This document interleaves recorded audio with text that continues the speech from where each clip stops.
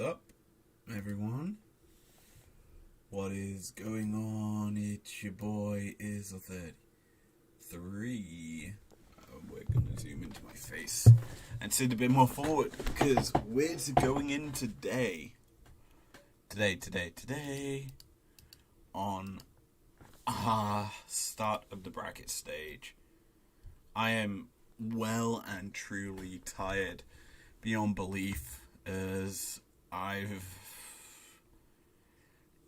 it's one of them days. I'm actually going to make a quick change to that, go into my headphones, but I've cycled home, immediately just gone, had a bath, rest and relaxed for a bit, just so I have some energy to actually stream. But yeah, we're coming in today. GenG versus G2 is our matchup.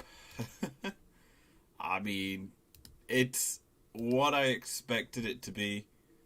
So, we're going to go straight in. I'm going to just speed on up. Just want to see who's on the desk. Okay, Chronicler's finally on the desk. Shox is on the desk. And Mugsy gets to be on the desk. I'm going to go to there, put my headphones on. As you can see, repping the... My dog really wants to come in my room. And I really don't want dogs in my room because I closed my door. No. Go. Go. Go. Good girl. Willkommen. Nice day. But, yeah. Straight out of the, box it arrived in, I've got the, MSI goodies on. And, you know, I'm really like the design. So, we're going to go head first into this best of 5. I don't know what to expect, let's be honest. I've heard rumors about how one of the games go. But yeah, let's go.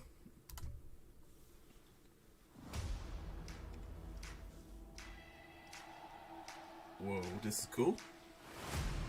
London, please welcome to the stage the Spring LCKL champions and their opponents, the most decorated team in the LEC, GenG and G2 Esports! This is fantastic. That's such a good intro.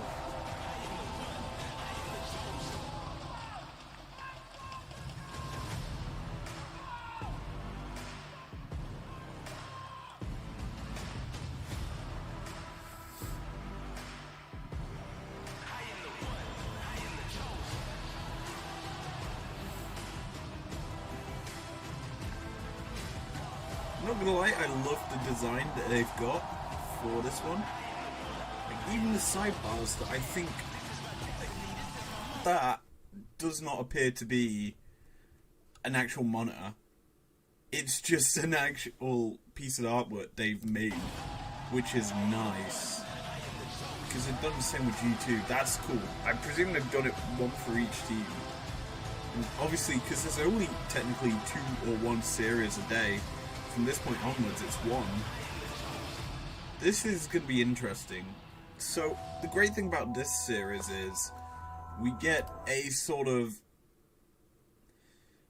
buffer in some regards to essentially what we saw in the LEC. Not LEC, in the lower bracket, the play-ins, that's the word we want to go with. We get this buffer, new things probably will be shown, bans draft may change quite heavily, no real change on the patch obviously, but people's interpretations in the meta shifts as the tournament goes on. So, let's get into the first series. Hello everyone and welcome to the MSI bracket stage. I'm joined by Azael and Betty for our first best of 5 of 14 in a row.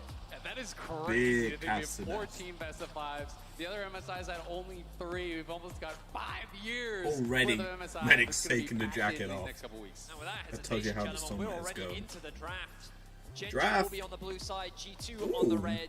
We are seeing So Nautilus Nautilus taken immediately away, banned a out. repeated ban that we've seen so far Annie in MSI removed. against Kennen G2, should probably with be the removed Olaf by taken away G2. from Broken Blade, the I Annie being think banned away by that's G2, such a big the prevalent pick Cassante that respect being shown to even GenG Doran, once again. We saw this who is known a consistently bit more for in the tanks, finals when T1 was would playing be up likely against to play. GenG as well. But Yeah, I mean, Cassante flex picks removed kinda the name here. of the game here, taking away the Rakan Nautilus, the removed by ability to flex GenG. that That submit. does leave Cassante is open that same thing. It is a gonna be a blue side Draven. Rakan ban here.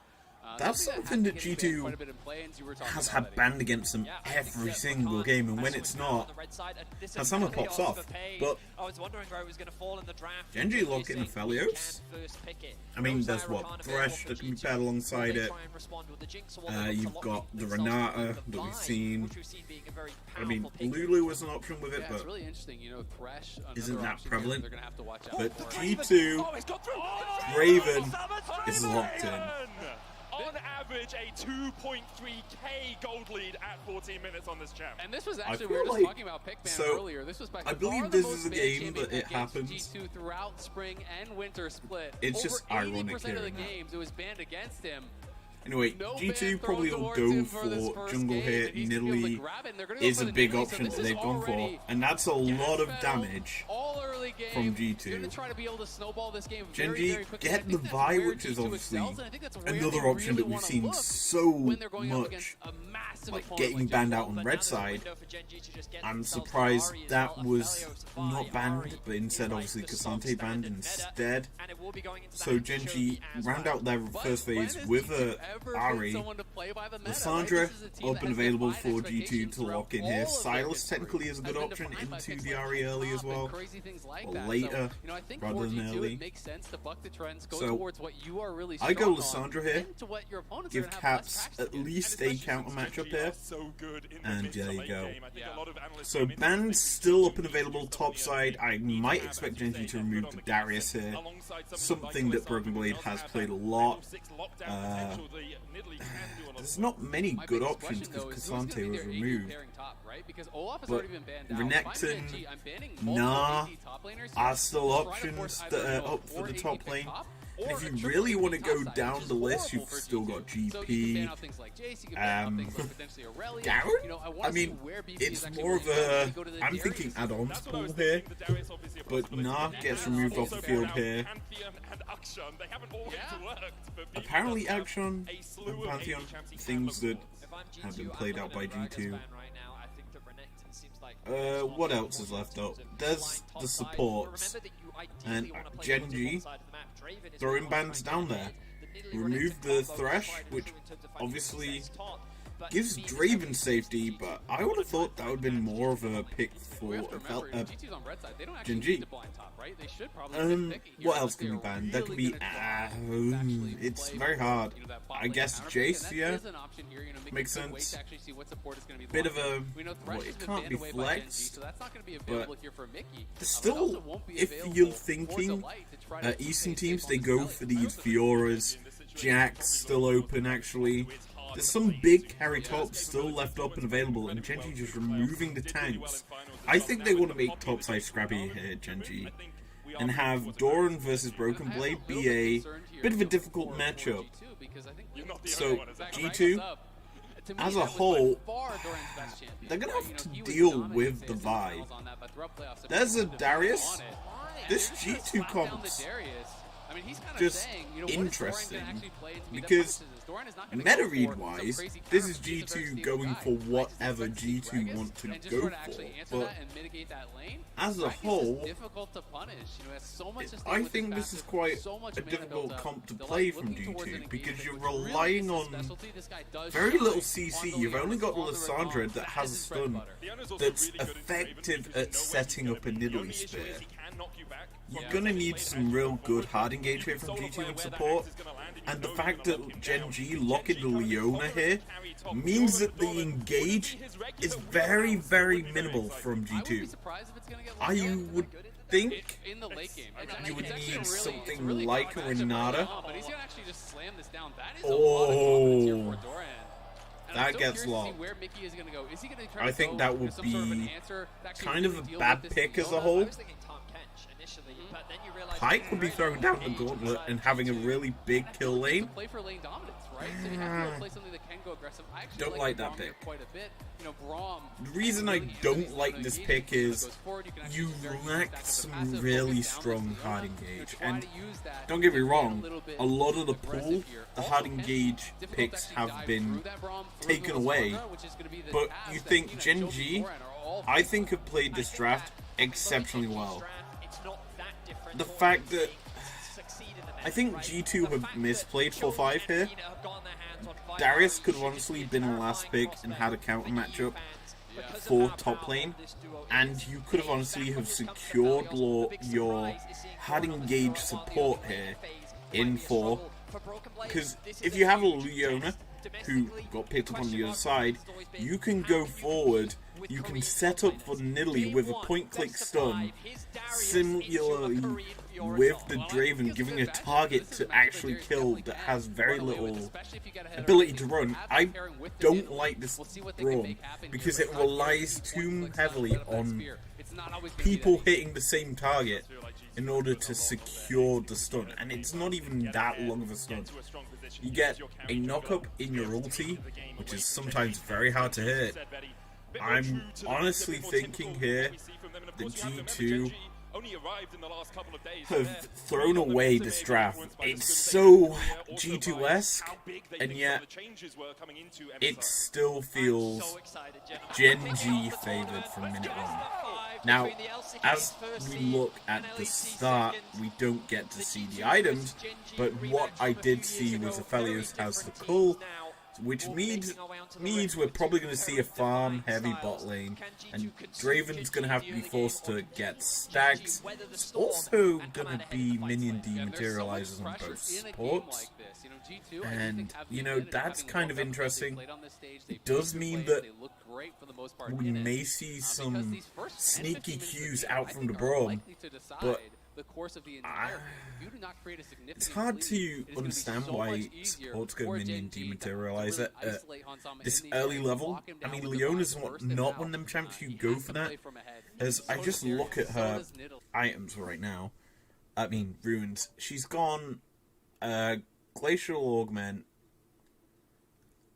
I'm just looking at her second here, so Hex Flash probably is one, which I believe is that one.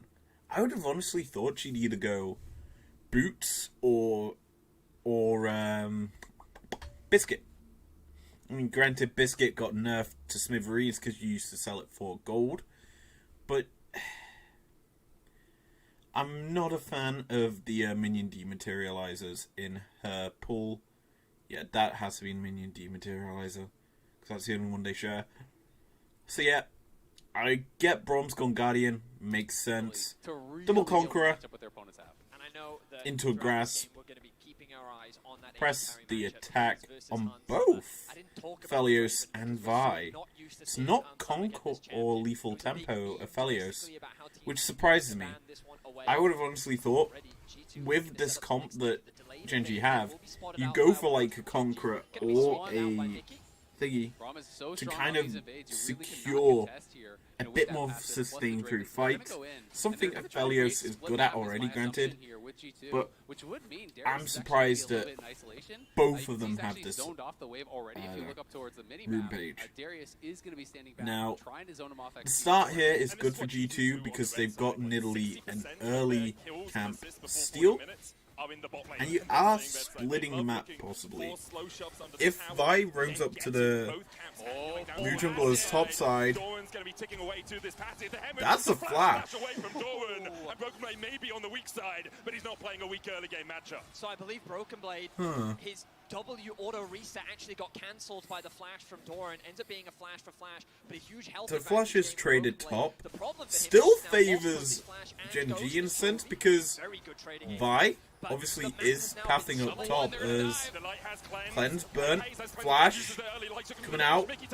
That's going to be first blood to G2, but Leona's on the tower. No turret shots going onto Hansama means that he Oh, that was He greedy. can actually get flashed on here potentially. This is getting pretty risky because he has no cleanse. Caps is dead. Caps flashes, Chovy flashes, and take a few Caps because Church is in That session. seems... Chovy, the first non-Korean mid laner he's played against in a best of 5 internationally here. He's going up against Caps, the Western GOAT, and showing him what's what. Caps even going. Caps for this seemed more way lane too focused greedy setup there. with the Ahri. It's not a Let's be stealth honest. Cassandra. It's not Didn't need to after flash. Cassandra. He's trying to play You for were that dead lane, pretty but much all Chovy anyway. getting that solo kill is Yeah, you huge. get to flash out the much Annie. happening on the Ari map. in Broken Blade going kind all of in the top response, side, but... committing all of his summoner spells. In the bot lane, a Oh, dive that's a good on stun. G2. Nice response there from Doran as he gets a favorable trade against Broken Blade. You expect him to go back to base now. Yeah. The fact that Pays burnt all of his summoner spells, lost his life, lost So, a big wave, but in terms of the goal that difference back... between the two I'm players, really intrigued. not that So, different. Lissandra...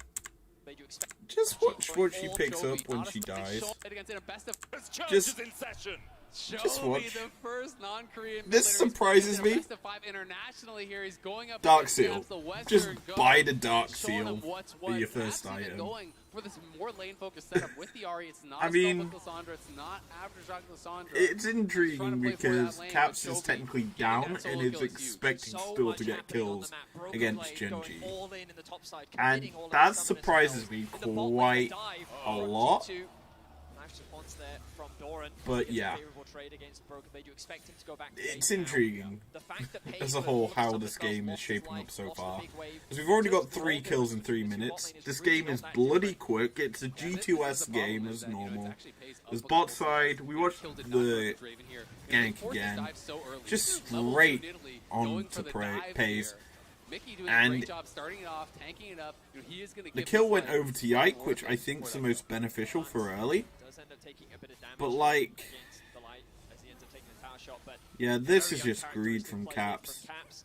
He has to get back to turret, but he's Holds just the level taking advantage, autos. holds the E, commits He the flash, misses the flash on the Always charm. eyes back towards the bot lane. As Gonna get bot, caught in blows, and Hansama will get this Hansama one. gets a On the cash board, out. the Draven now, and G2 That's good. starting to snowball G2 through this just bot lane. making this Massive bloody. kill there for G2. You gotta get those cash-ins. Peanut here around And mid lane. Though. They Draven, know there's no flash on Caps. well, They he know died could be already. potentially vulnerable, and they also know No, that he Nidalee didn't. could be What looking about? towards mid. So Peanut is gonna be He hovering gets around some this gold mid lane, here. I mean, trying to it's cover not much Chovy, who considering has he this had early very little advantage, and is CS. gonna be trying to look But for it kills a So kill. that AD carry difference was non-existent now- before, but now Top there's a side, 700 G2 gold are lead in favor making of Hansama. a lot of This tempo bot lane plays is known early, domestically as being which hyper-aggressive, they and need saw to do with exactly this sort of why comp. this Draven earns so And much so, respect in Europe. if we look back to Heretics versus G2, this was a series I don't remember if we covered it on the channel, but essentially, I'm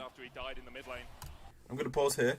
Essentially, that game, G2 won in less than 18 minutes because they just kept making aggro tempo plays with the Draven bot and were able to secure plating, feed Hansama's Draven to an unkillable state of the game, and then just keep going, pushing through bot. They used the Herald effectively to secure advantages. And this game,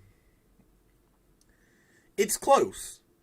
The thing is, you'd expect, so in the Heretics game, they weren't making cross maps. They weren't being proactive too much to try and claw the goal back. This game is a lot more sloppy from G2. Already we've seen Caps getting caught under his, trying to path to his own turret and taking way too aggro trades. And in theory, he could have honestly waited to hit his glacial path, came back and gone back under turret. But he's playing a bit too aggro in the mid lane because he's kind of forced to play aggro in the style G2 are going for this game. Now, as for the other kill, it was a 1-for-1 basically for ADC for support, which is totally understandable. Bot side, it was Mickey tanking too many tower shots. He thought he could take one more, turns out he couldn't, and as such he died. But in the Heretics game, G2 were playing aggro, but they were playing to the edges. the further edges. This is G2 playing off the margin and onto the floor.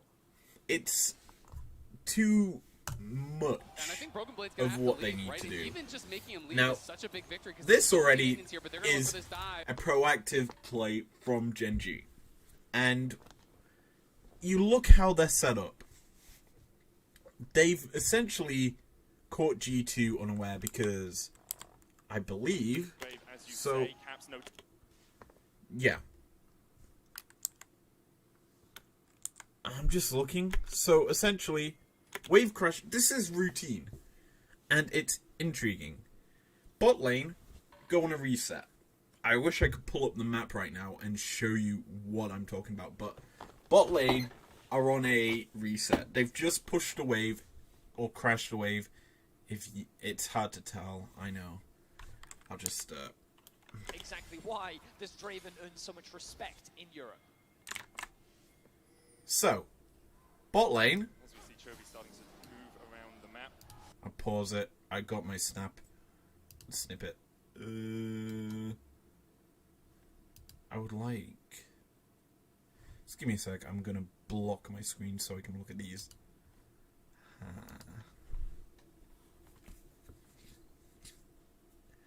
Okay, there's nothing here. Here we go. So, I pulled up my snippet tool, and there you go. Here's the minimap. So, routine play coming out from G2, while an even more routine play comes out from, well, a counter play comes out from GenG. G2 have just gone and pushed in bot. Like, fairly standard push in. You crash the wave in, and essentially, you crash the wave in, and then you go back and reset from one of these bushes. It's fairly standard as a whole for bot lanes to do this, because once the wave crashes in and hits the turret, you know that the minion wave's going to go back to a full reset, or if the enemy team plays it a certain way, it gets a slow push back into you. And then you use that slow push to get more CS because more minions are there, and you're accruing more of a lead over the opponent in a vicious cycle. So, already, G2's bot lane is winning. They've gotten a kill onto the Draven, who's now wanting to cash out. So, G2, bot lane, back to base. And so, obviously, because this is a known thing to do in League, GenG are like, well, we've pushed in mid, that's crashing in. We're not going to have Chovy back. He is instead... with Peanut, I'm going to go boop, boop, up to top side, because you kind of have to. You go for a play that gets you an advantage on the other side of the map. Now, I feel really, really, really zoomed in. There we go. There, that's a bit better. So, essentially, G2 are smart with their bot lane. Now, what should be happening is these guys down here, the guys I'm circling, will be like, hey, Broken Blade, or they should be, we're resetting. Bot lane is still technically down here. Leona's there. But, Caps, he is going to be like, yo, I don't see Ari right now. My wave's been pushed into me. She's not here. And so, Broken Blade, it's kind of smart. So, Yike is shadowing him. He's getting a safe back off. Realizing, well, bot lane is still down bottom. Maybe they're going for a play down there. But also, he's like, just to be safe, I'll shadow the Fiora and possibly go for a play. Because right now, he's suspicious Vi is in her jungle down here, when in actuality she's mid. He's picking there, assuming she's on Gromp. Now, Broken Blade here should be playing a bit more respectful. Because, like, well, you don't want to make it obvious your jungler is here. You don't want to be susceptible to a gank. And as we watch this play, look at this. Yike backs, he gone, Back wave. Big back wave, as you say. and left a ward there. The way that GenG had pathed is around this middle bit. They kind of are expecting G2 to have something set up there. So they walk around. They've also just put a ward onto Krugs, so they know that Yike hasn't been up this side of the map. They've also checked his Raptors. So clearly, they're either expecting him to be... Basically, they're expecting him top half of the map. But they don't care.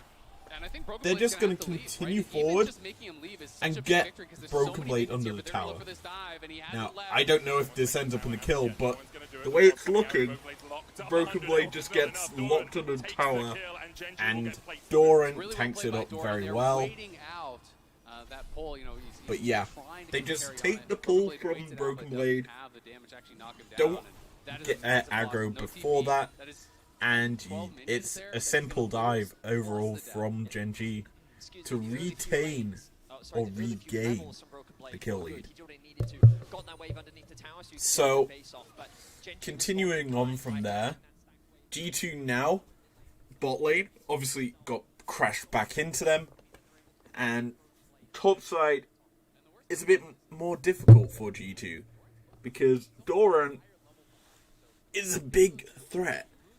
You realise it's not a tank top matchup Broken Blade's in this time.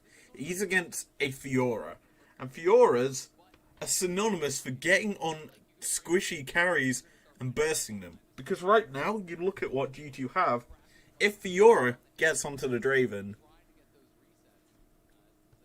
it's lights out. But right now, the chances of that happening are slim unless we get a mass brawl for the Drake. And I think what we need to see is G2 look to cheat down to the bot lane. Because Lysandra just saw Ari back. So chances are, Cats will be like, well, we can crash this wave in and unlock myself on the bot lane. And Yike also is setting up bot side. The vision that G2 have secured really tells you that they want to play for the Drake. As Vi gets spotted out taking red buff, because the spear would have seen that it's not there, that also the control ward will have also kind of given the secret away. Now, this Drake is either going to be a big fight caused by G2, because Vi is stepping too far forward, but it's not. GenG just back away, let G2 get the first Drake, because bot side's crashed into the turret, so they're on a reset. They're just going to take the free and easy reset without having to burn any, like, TPs to go clear the wave. And top side, this feels like it's starting to become a bit of an issue for Broken Blade. Now, when I say an issue, I think it's purely the fact that he is behind 20 plus ES, and, well, I say 20 plus. It's almost 20 plus. It's about 5 CS off that, so 15. But, essentially, G2 are just losing out on tempo here. And I'm just keeping my eye on Peanut's pathing. And essentially he's gone from shadowing his bot lane. And he's already up into his side map. And he's just avoiding all of the vision G2 are setting up. Like, not going to go over to his blue buff. And instead he's just passed straight to Herald. Because topside, Broken Blade has been forced to back. He's been put in a pretty bad situation. And as a whole, Fiora just gets to come down, collapse into the river, and help Peanut take the Herald. Now I'm intrigued what Mickey's doing. Because I get that you're threatening the... Basically, he has teammates around. And he does now. But at that point, it was a bit too aggressive.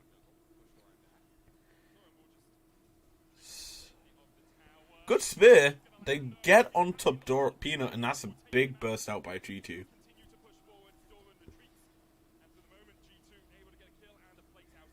So this is very good for G2. They're actually keeping... This is smart from G2. Because I understand what they're doing. They're proxy farming the wave, and they're threatening a dive onto Doran, but they're also just denying an advantage. GenG have an advantageous top. Let's be honest. Doran has been smoking Broken Blade this game. But from what we're seeing, it's G2's... Well, the Draven is more of a threat to GenG than Fiora is at this point to G2. So, Doran's playing a bit more safe there. He realizes he can get up to the wave. I mean, yes, G2 were threatening a dive, but they couldn't really go for it, as here, they've caught out Mickey. Interesting that he went back to the tower. Glacial Fisher... But this is only a Nidalee and a Braum. Oh, that spear is clean from Yike. So, the gold's still close. There's not that much of a difference. And you have to realize there's probably about 300 gold sitting in the back pockets of GenG with the Herald. Because they're definitely going to crash that into a turret in the next 2 minutes. 2-3 minutes, if that. So, here we go. Let's take stock of the game. Cole still not fully stacked here by the Aphelios. And so that's quite an intriguing point. He's getting close to that. What I will say is he'll probably buy a Gale Force with his first buy. I think a similar build, I don't know. Draven shouldn't go for that. It's more of an Immortal Shield Bow kind of builder. But here, Herald gets dropped for Doran.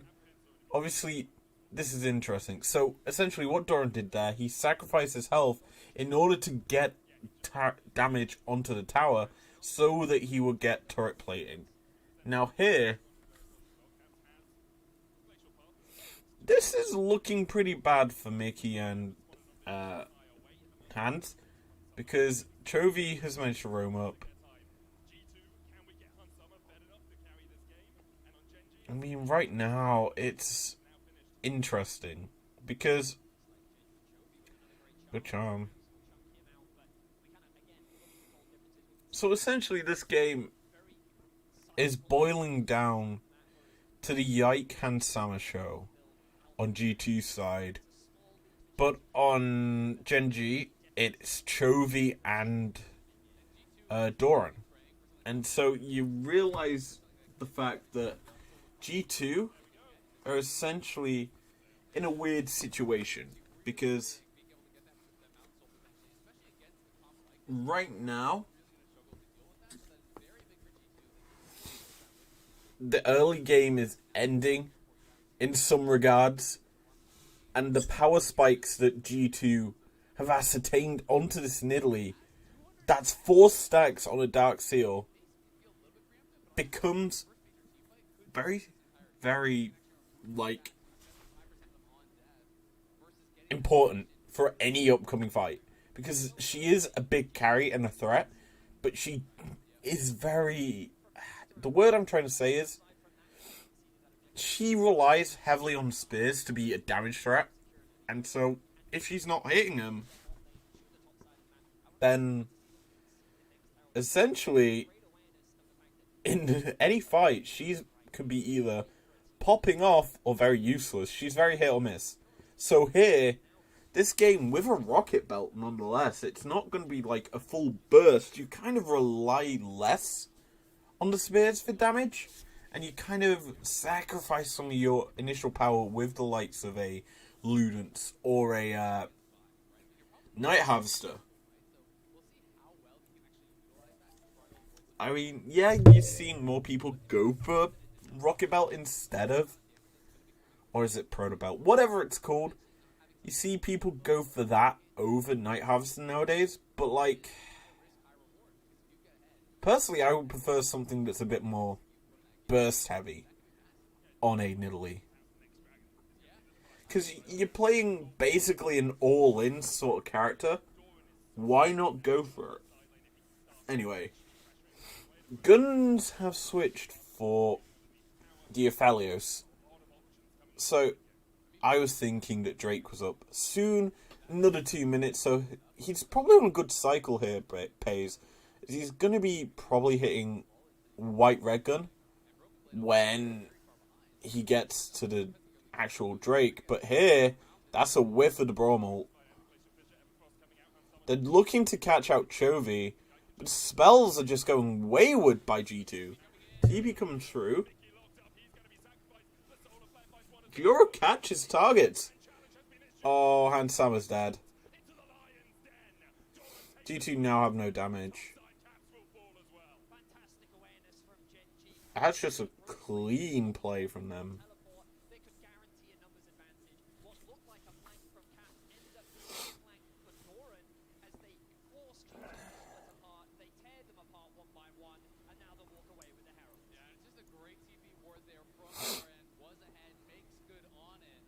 It's generally well played by GenG.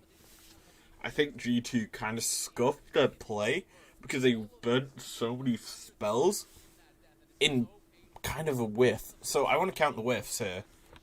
So, there's one whiff with the Glacial Hog.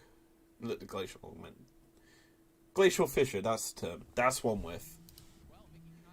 Second whiff.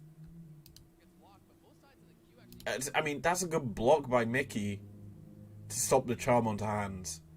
But Hands gets chunked really low. Glacial Path gets wasted. That's also the E out from Leona wasted and Flash. Q from Peanut was there to essentially follow up what Delight was going to go for onto Yike. And so, because that misses, you now look at how the fight is shaping up.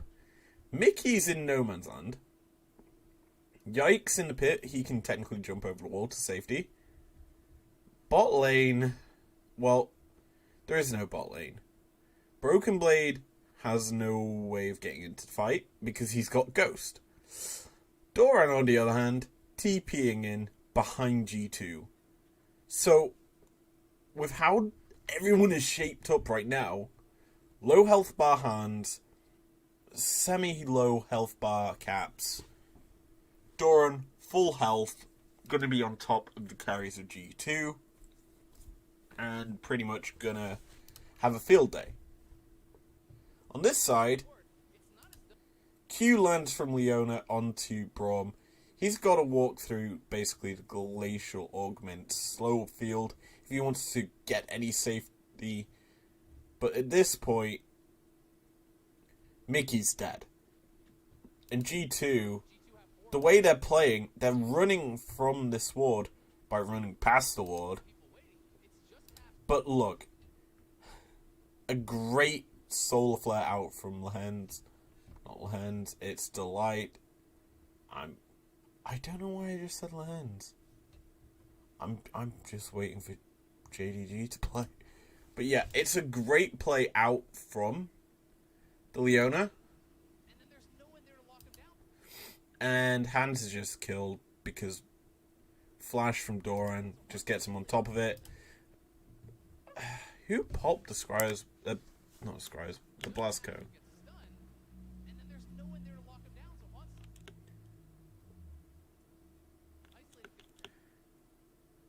Was it? Was it Hans that pops it? Yeah, Hans pops the Blast Cone. So it was a Hans issue. The fact that he dies. And then on the top side, it's just the remaining ults coming out from GenG to kill off Caps. That's all we need to say. GenG, well, G2 didn't over ult. Like, but they used a lot of their mobility and key tools way too early in that play.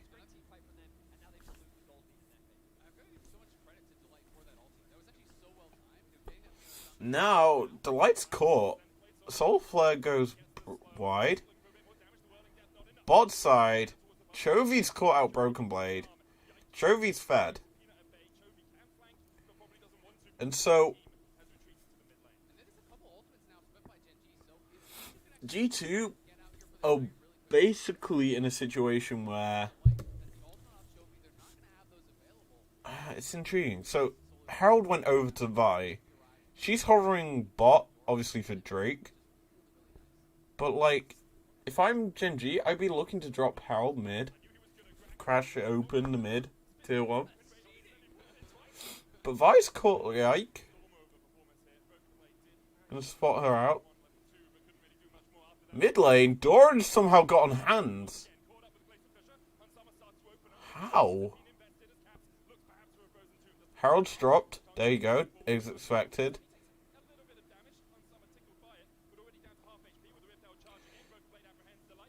Why are you trying to pull in the Leona? Anyway, Harold gets mid. And they've caught out Hansama. There's no safety, no engage, no nothing. And G2 are just dying.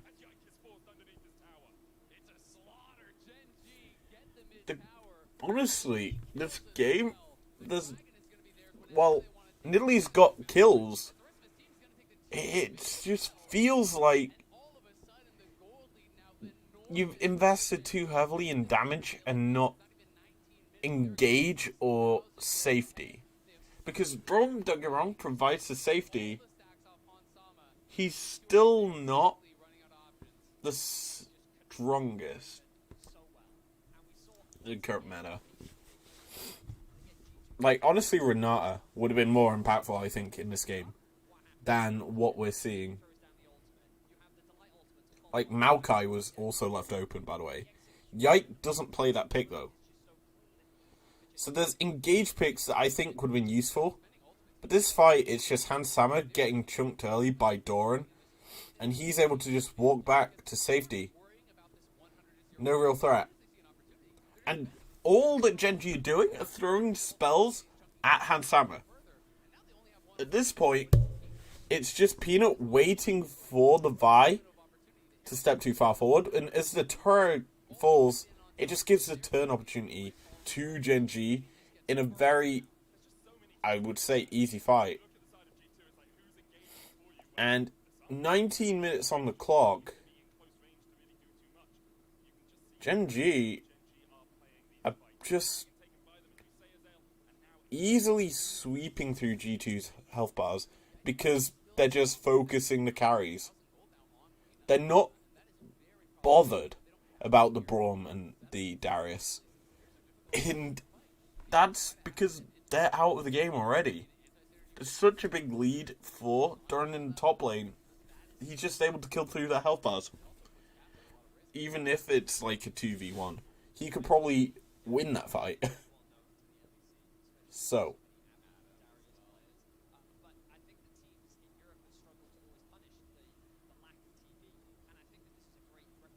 Now, I'm gonna be honest. It's weird. So what the cats are talking about now is Europe's flaws with certain carries. Oh, that's such a good response from Caps in regards, because he was basically going to go over the wall with a glacial path, but because the flash came through, he didn't take it, which was clean. But G2 are giving up pressure in the top side because Caps is in bot. There's no way to protect top, and so I'm intrigued. I'm going to get back to a point here that I was saying about Europe as a region. The carry tops in Europe are very limited, shall we say. Like, you see in China, in Korea, the likes of Fiora being big picks for them in that region. And we're seeing it here. Oh. Good kill by Broken Blade there. But what I'm trying to say is Fioras provide split push pressure.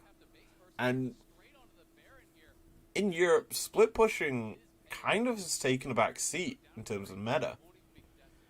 And the reason is, teams in Europe are more likely to just fight. And G2, renowned for making things scrappy, because they want to fight. In this game, early game, was G2 trying to force fights and be aggressive. Here, G2 are still trying to force fights, it seems. As Mickey's just stepping too far forward, gets caught on his own. You have no vision. I get what Mickey's doing. He's trying to secure vision so he can force fights. But, like, G2 have so much, like, aspects of their game hard countered. Because GenG and other good teams, the likes of JDG and currently, will just play around you. And so, I think the way this game has gone is as expected. Fiora just is able to play on side and kill you. And here, yeah. Even though G2 are collapsing, look at what GenG are doing.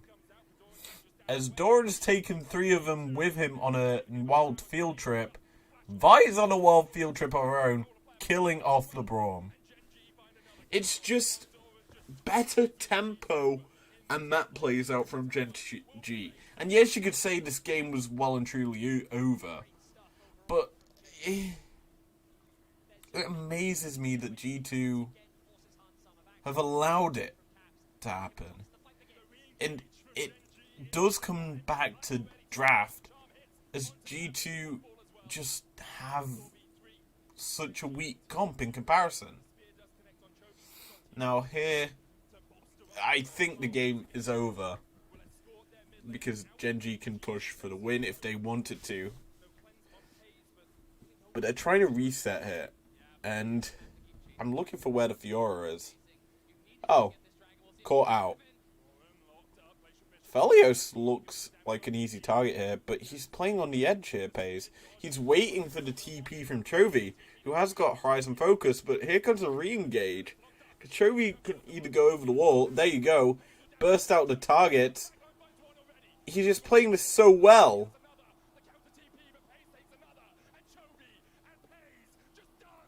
It's just so easy. They baited G2 out their base to where they had TP flank wards. And G2 just fell for it, hook, line, and sinker, because they see kills and want to fight. It's not anything special. It's just weird. Because I get you want to fight, but you have no engage. So G2 have just played this game completely wrong and out of style. Because you can't... It hurts my head. Because you want to fight, but you have no engage. You want to engage, but you're losing your backline. And this is just Chovy playing so smart. He dashes over the wall, catches Nidalee, boop. She's basically the most fed member on G2. And now she's just going to play around her ulti, dashes to get on top of targets, as Cats dashes forward for the Aphelios. And yeah, Mickey's caught again. That's it. Spoiler alert, Cats will die again. Because this fight is just clean. Charm lands onto Yike. And it's just so much mobility out from GenG's comp, by the way. Ahri plus Vi is such a devilish combo because they can use the Ahri's ultimate to get on top of you and charm you after the Vi Q lands, after the Vi E lands, not Vi E, the Vi ultimate lands, and you just die. There's nothing complicated about this GenG comp. It's very simple to execute. And the fact that G2 kind of have allowed it to come out this way, it's just hurts my head. Anyway, I'm ready for a speedrun, let's be honest. Let's close that. I think game 2 is too quick, so... It's weird. All the other games are 59 minutes. Why is game 2 only 32? Anyway. Let's get into draft for game 2. I'm intrigued how this one goes. Wait, this is the ink shadow. Let's go.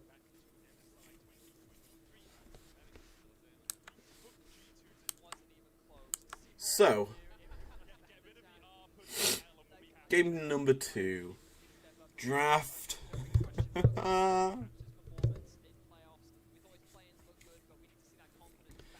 Cassante, Vi, Nidalee. Annie and Kennen are left open. One of them's going to get banned here. Never mind. Oh, this is interesting. So, GenG are forcing the trade of the two OPs. What they also can get... I was going to say they can get the Vi, but instead they're just going to go Tristana and Maokai. That's throwing the gauntlet at G2 here, and I like that because Caps should probably pick the Annie. And this would probably force a Viego jungle. And the fact is, Viego jungle sucks into Maokai. As Maokai has just the ability to stop Viego getting close with the saplings, and also his ultimate, and also his Q, and also his W. He has a lot of tools to basically make Viego feel useless. Now, right now, I may honestly suggest a Sedge for G2. Something that can play defensive, but instead, it's Yike. He's going to play a carry. And while the meta hasn't dictated carry jungle or not, I will say I would prefer something with with bulk, frontline. And so, yes, G2 do have some sort of engage here, and in theory, Annie can be flexed to support, but like, G2 are sacrificing their bot lane as, interestingly, red side, Draven's a ban for GenG and not blue side. It intrigues me because the fact that it didn't get banned game 1 is intriguing. Now, picks that are still left open, Ari, Lissandra, still big picks for GenG. You could even match the Annie with a Syndra. You don't have to go for the most mobility-based picks. Trist, honestly, could be played into her. I mean, I'm not... Trist probably, in my opinion, should be flexed. Actually, it can't be. Trist is mid. What am I on about? It's intriguing. The reason I've been thrown here is because of the Silas ban. Because technically, Caps can flex that Annie, so the fact that comes through here.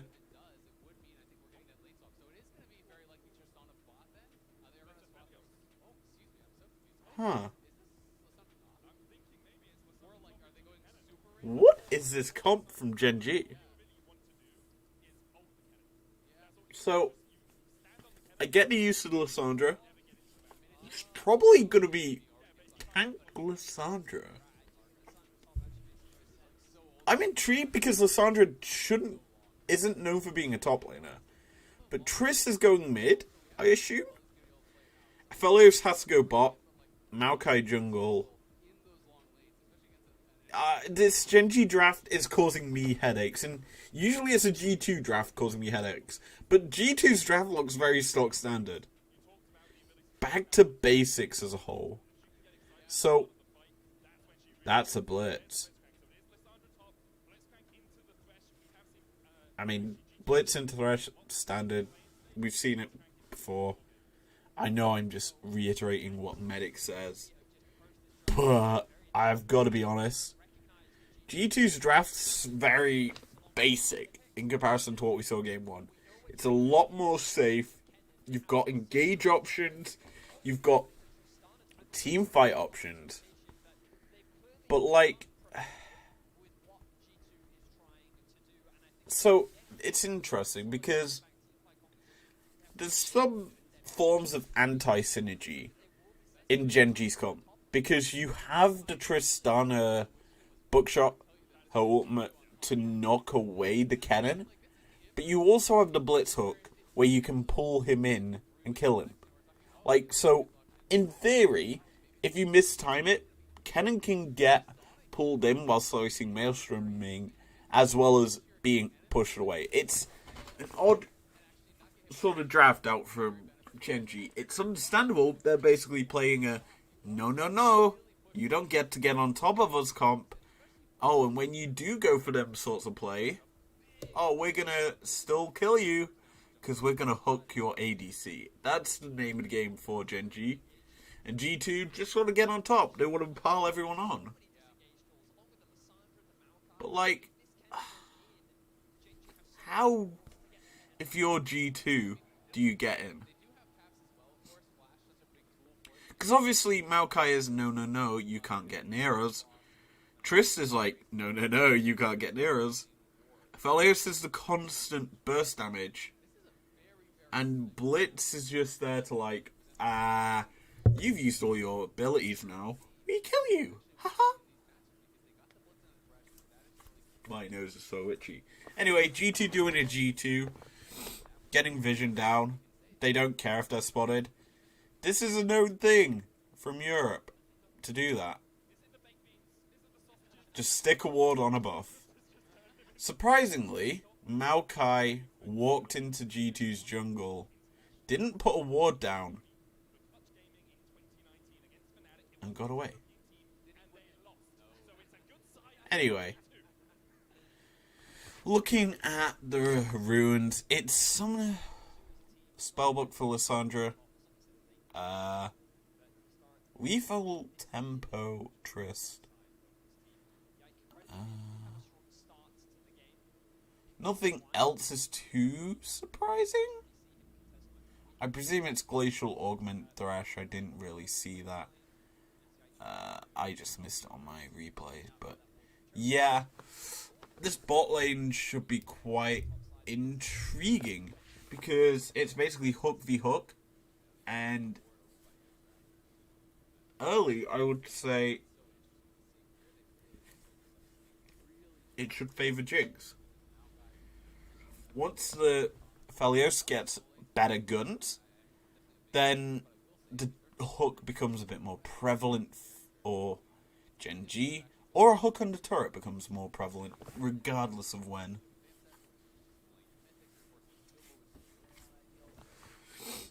So, this could be a very hard bot lane for G2 to kind of deal with, I feel. The fact that... So, the way the Blitz will play is if... Good flash. I can't really say good flash, because you basically... I mean, it's basically a... I don't think I could win the 50-50 hook. Or flay. Because, obviously, Mickey hit level 2. And as soon as he hit level 2, he roamed. That's clearly the play from G2. And so, Lissandra now, well, level 3, does have the Glacial Path. G2 can't exactly go for a play there. Because Viego can't really get in.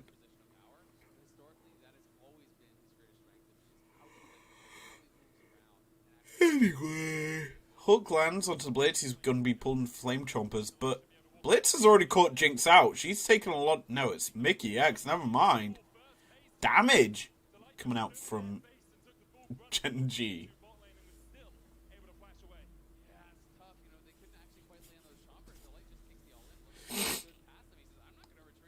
So Mickey, because he made... That's actually important to know. So that play, do you want to know why G2 lost it? So basically, as this play kicks off, do you remember how Mickey just made a roam to mid? Well, because he did that,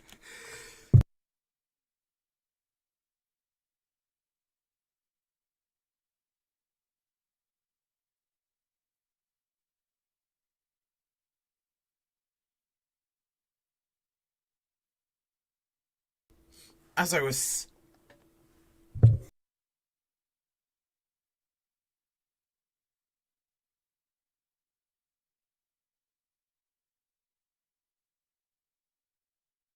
As I was saying, because Mickey made a roam mid, he sacrificed XP, meaning he's only level 2. As such, he gets a hook onto the Blitz, but he has no shield. So, he pulls in the target, but he's just unable to get, like, safety and security against what FaZe can do with the damage from the Aphelios, because I'm pretty sure... I'm intrigued. So, watch what happens with FaZe's Qs. He gets a charm, he switches to his red gun, and he's just only single targeting the Aphelios at the Thresh, meaning it's an easy first blood, because the damage just goes straight into Mickey. Now the Aphelios has a kill. And originally, you've got a cull. So he was expecting to farm. And so G2 are unable to get anything in the mid. That stun was clutch. That was such a good stun buy. Okay, so this play, let's be honest, is pretty bad from G2. And actually really good from Chovy. So it's a flash forward from Annie, obviously because Lissandra was forced to burn flash early. She times it so the glacial path and all that jazz. So, here's the issue. Yike is already tanking turret. Meaning, it's going to start ramping up in damage. He gets stunned under the tower. So he's taken one shot already. Here comes a second. The third one is a big boy. And so because Yike essentially was forced to drop tower aggro due to the fact that he would die, Caps, who has less health, he dead. Pretty simple. It's just a good play from Chovy, over-aggression from G2, and I'm starting to see a trend from Game 1 of G2 playing way too aggressive. Now, it is small leads as bot. Mickey?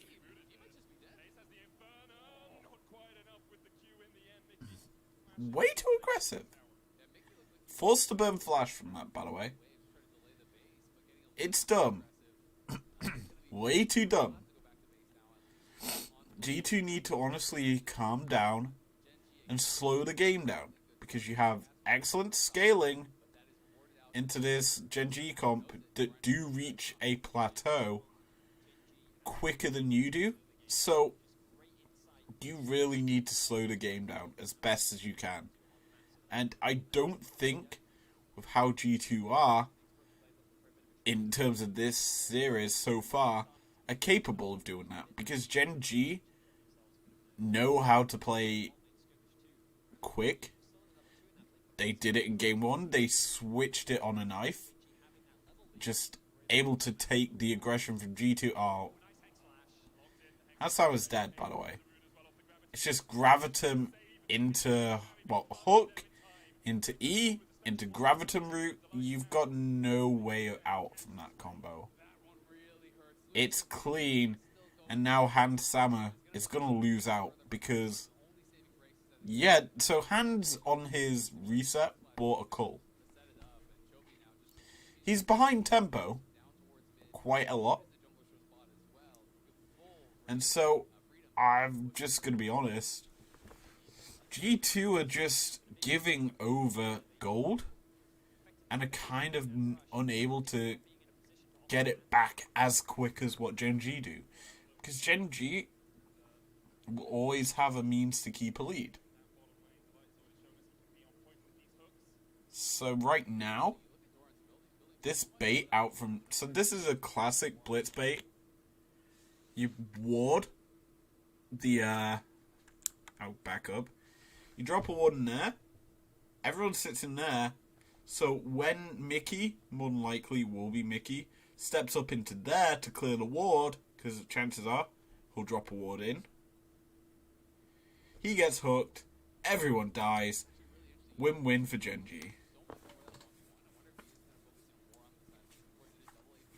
Now, right now, that's a good trade. Never mind. Oh, that hook.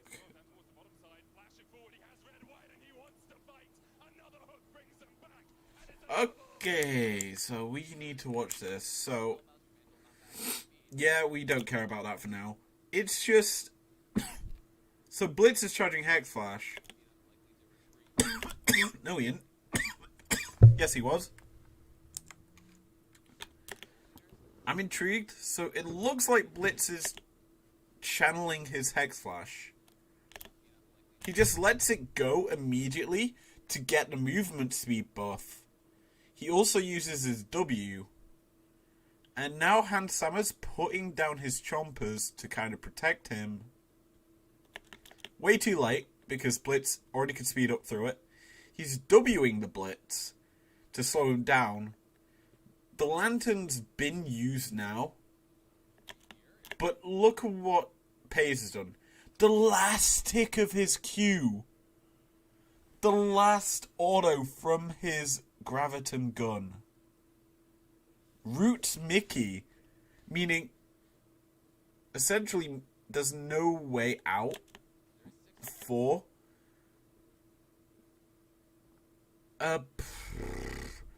Hassammer. Because there's no way for Mickey to walk in nearer to his tower and kind of body block for him. On the other side of it, what happens is the light times his E, so that as Hans takes the lantern, he gets knocked up in the air.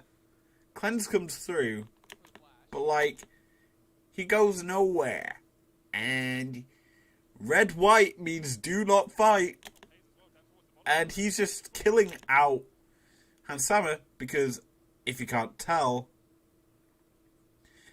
Hans is directly next to him. The chakram stacks just get bigger and bigger if you're right next to a person, because the attacks come out so much more quicker. And hook, line, death. And Mickey X dies. Oh, the plates.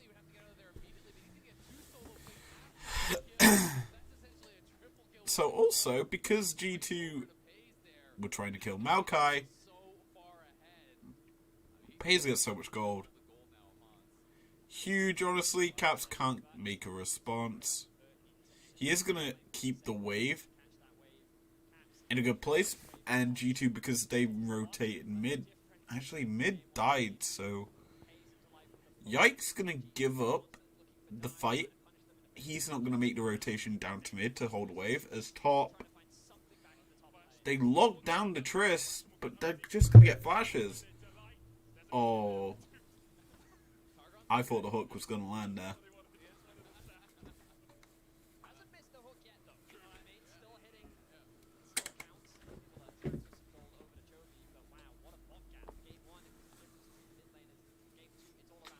So, right now, what we're seeing is G2 just playing, not understanding the map, basically, game 2. Because Hans thinks he can step up, he cannot. So, what did G2 do? This is the good bit. They get Broken Blade some gold, keep the cannon in the game. They're also making pressure for the Herald.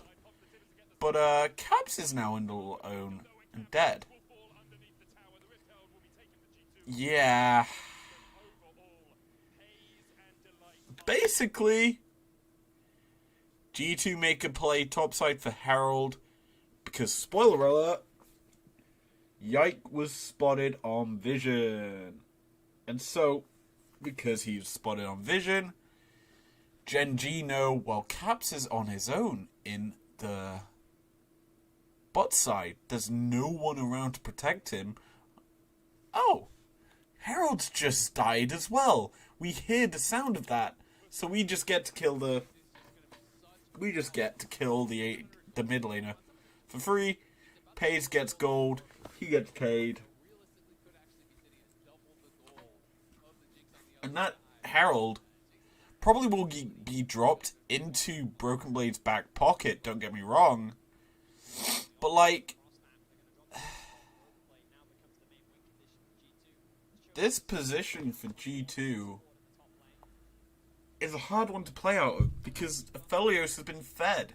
And this is actually interesting. So, my point of view is, G2, this is reminding me so much more of the Heretic series than Game 1, because Game 1 just got out of GT's hand. This one just seems like it's a GenG favoured thing, because their ADC has been fed so much gold. Now, that's kind of the story of the Heretics G2 series, or game. It was Hans Sama getting fed all that gold. But, yeah, this one, Pays has so much money.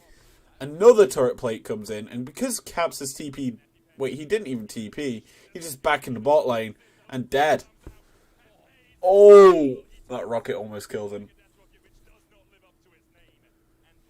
And that should be turret over to Pays. There's no way to defend this. If Caps TP's back, which I think he's going to be forced to, that is kind of an issue.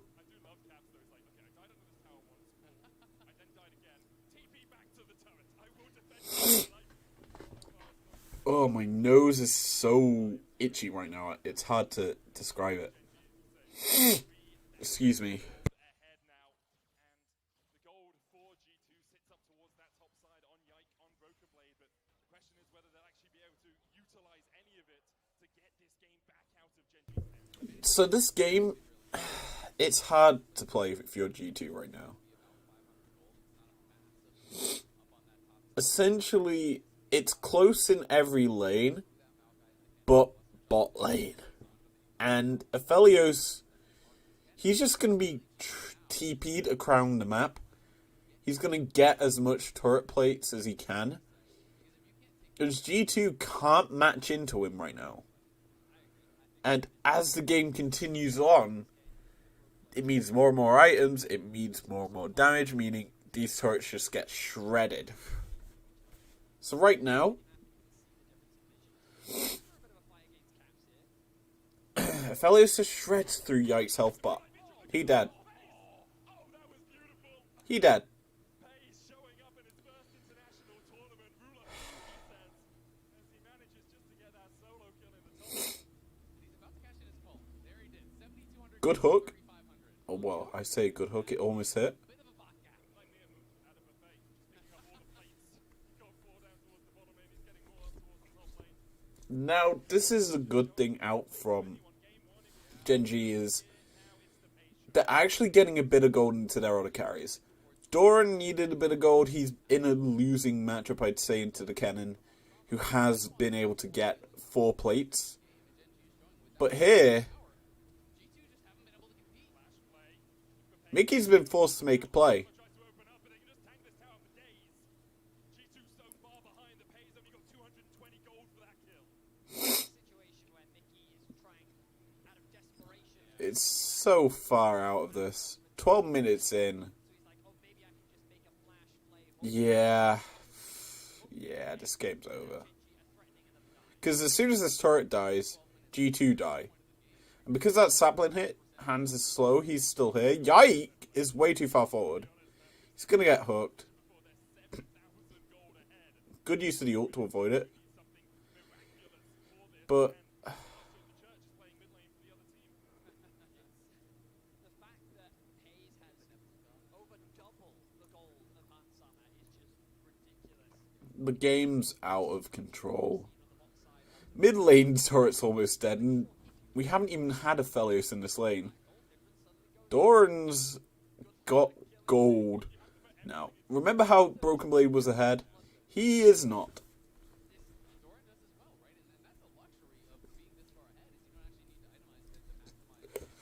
Now G2, I don't know what you do. Remember how we started this game saying, how did G2 get onto a carry of GenG? And the answer is, right now, they don't. Because the fact is, G2 have no deep vision to get a TP in. Spoiler alert, that's only just become a threat because it's 30 minutes in the game and there's a 7k gold lead to GenG. And I, for one, think G2 just are too far behind this game.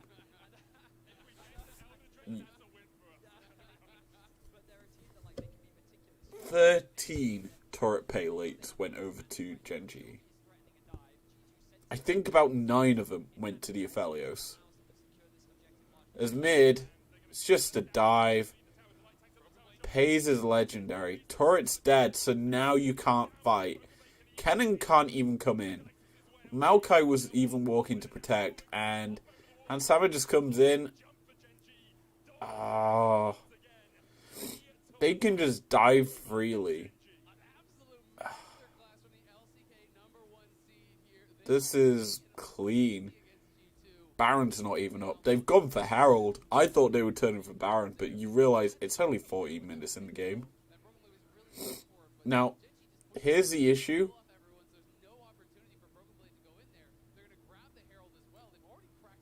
G2 will actually have 2 kills finally. They're gonna get a third. Never mind. Never mind.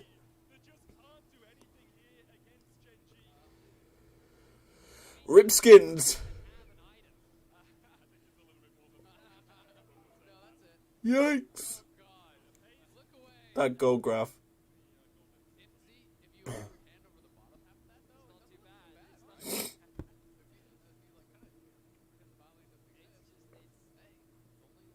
This game.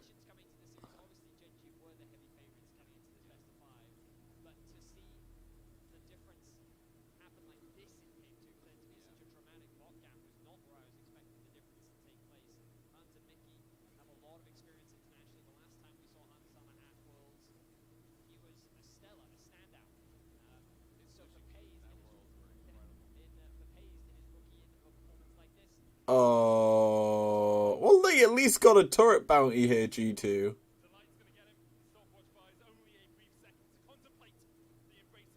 But you can't fight this G2. Doran's just clean on his rocket jumps. It's just mobility. It's funny to me because G2 are having their style be played against them in a dominant fashion, and GenG are just pushing. 16 minutes on the clock. Herald's crashed into a tier 2 and killed it. It's going into a tier 3 and killed it. G2... Pays is going for it. He's just killed off and Sammer. And the Herald's going to crash again.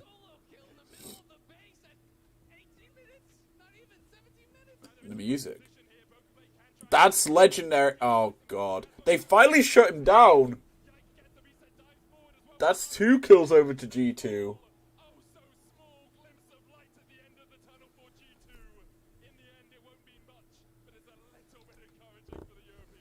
Like, what?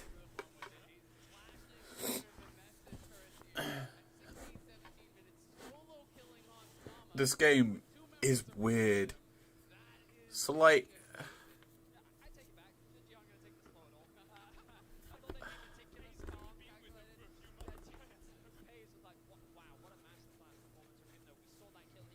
So, what we're seeing is G2... Just give it up. They should give up, honestly. I don't think you can. But watch this play again. Page is just diving him on the Nexus. Why not? Tibbers is there doing damage. But, like... G2 are in a position to try and collapse on him. Mickey gets a good play. And that allows for Annie to stun up Pace. And then just the rest of G2 dive on top of him. The slicing maelstrom cut off his escape route. But we got 18 minutes on the clock. That's a lot of damage coming out from an Aphelios. As topside, Doran has caught out Caps. TP gets cancelled. Where? Oh, bot side, because Kennen got ulted by Lissandra. G2 are just dying.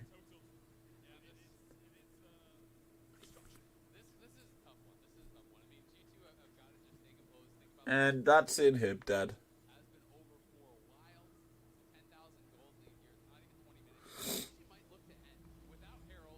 Because Yikes topside, it's a 2v3. TP comes through, it's a 4v2. And then Inhib's turret, well, Nexus is just going to die. The turrets are down. The Hawk, so clean. Lissandra's in the backside, but the Slicing Maelstrom does no damage, and Jinx is down. Everything is dead in G2's arms. Their base is in tatters. Aphelios is just going to end.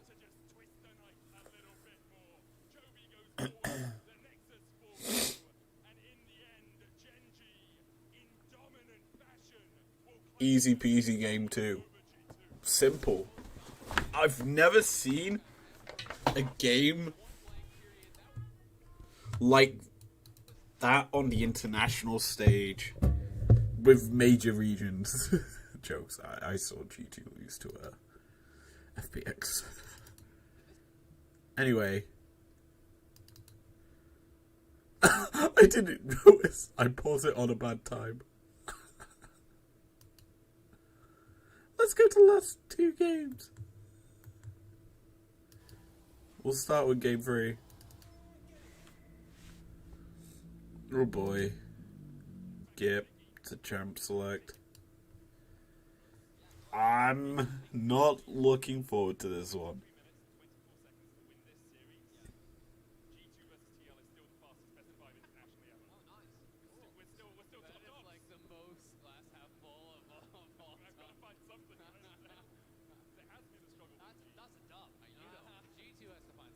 Let's go.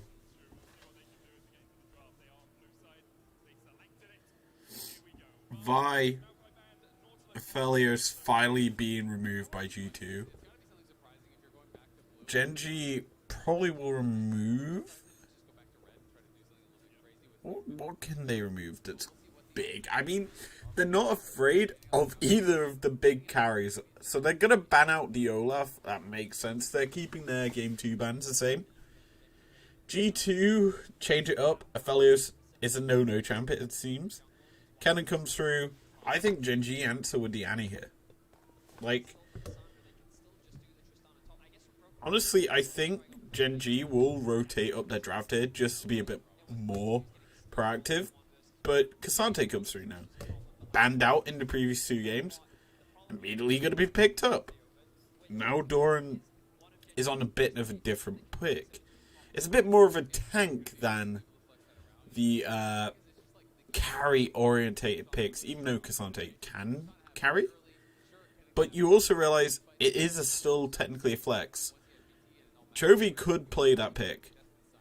And so, GenG, just pick in Italy. Why not? Peanut has Nova as in Italy. So it gets locked in. Zyra Khan. Response from G2. That's safety.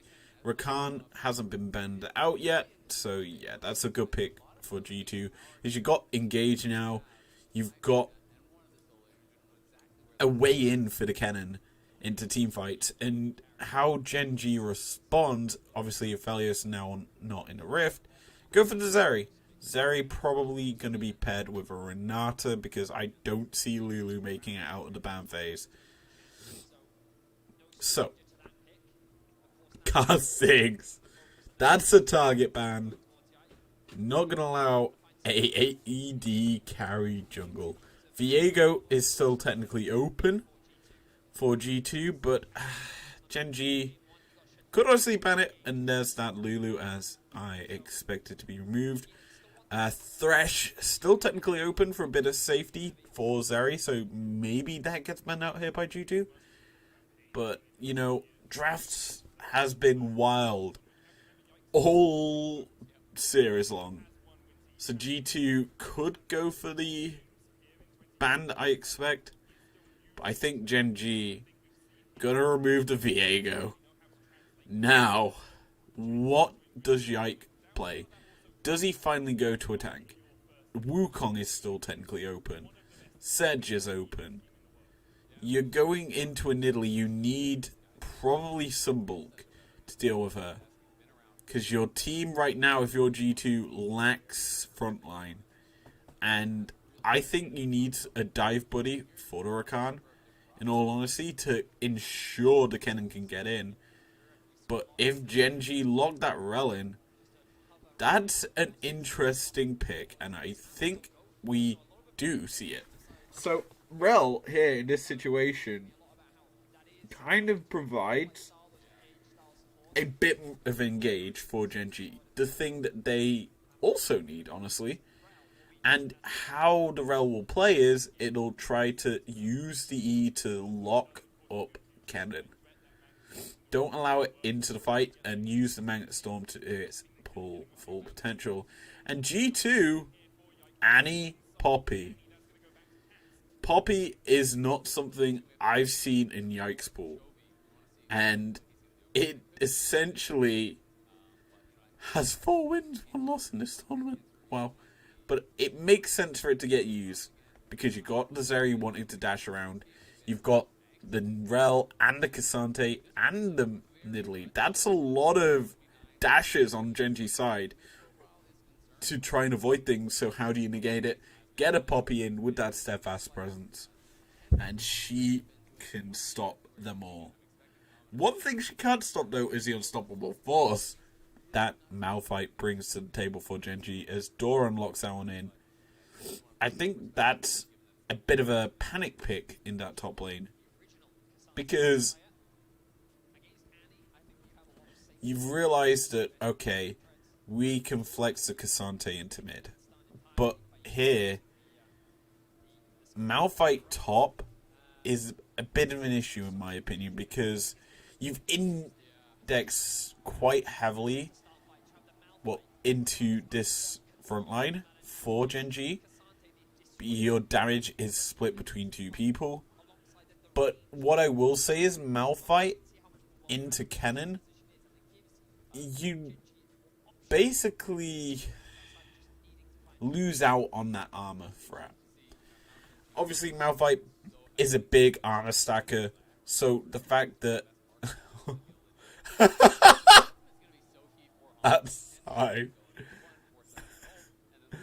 But yeah, essentially, that's fine.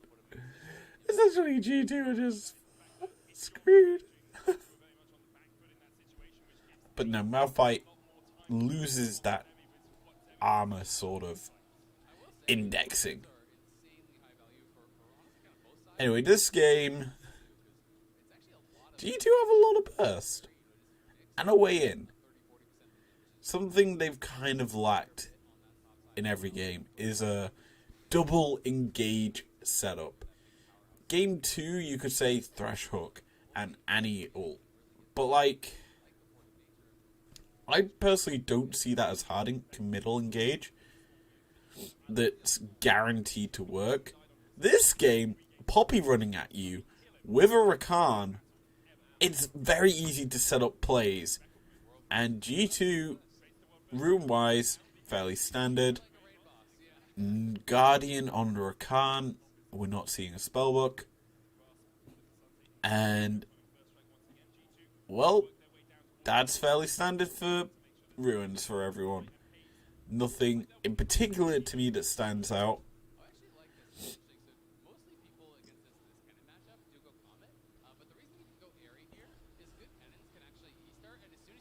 So, let's go. Game number 3.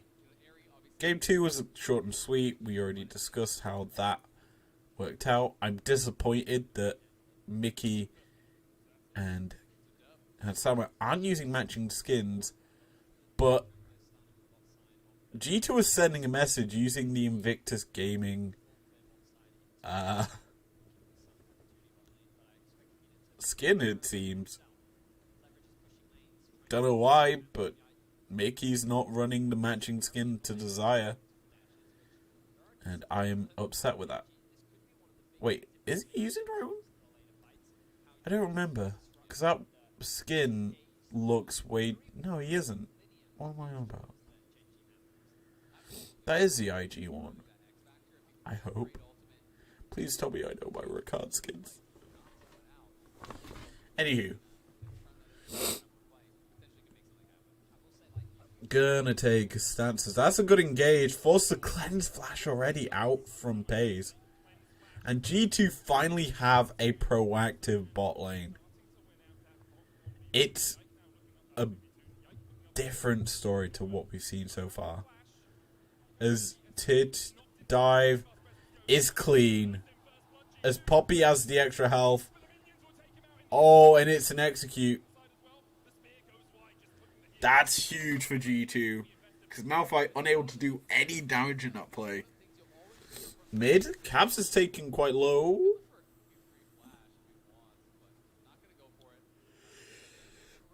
Cool start for Broken Blade. I think that's another thing we've seen from Kennens in this tournament, is starting with that cull. You get the extra advantage. So this is actually huge for G2.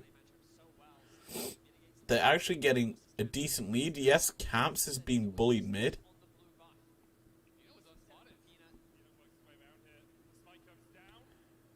Poppy gets the buff. Good dodge on the spear. But now Peanut gets to steal away Camp. Because Caps can't respond to help. Because he's way too low. And G2 are just behind the tempo here. But this is a big pick, it looks like. Because Rel's taking a lot of damage. The feathers are just put behind her. He just gets taken down. Forcing the W out from the Rel is huge. Because now there's no sort of engage other than the Rel running at you. So G2 get a lot of good things out of that bot lane. And they continue to press their advantage. And how the pathing is right now, it looks like Peanut is trying to get onto them.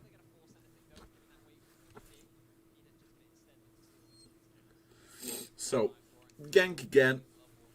Pretty interesting. So Q gets used. No chance. He's just double sunned. There's no way for him to get.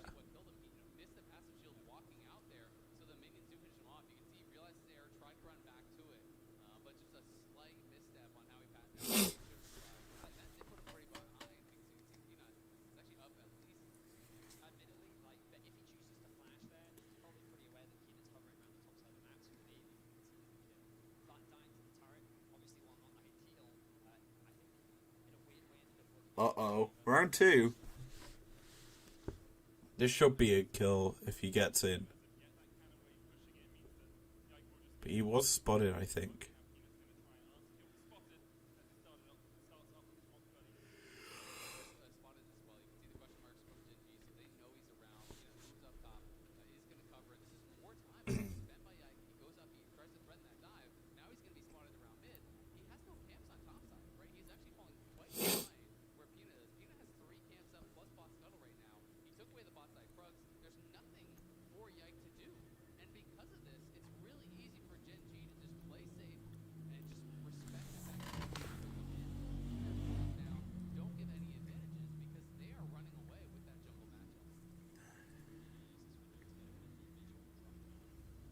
So this game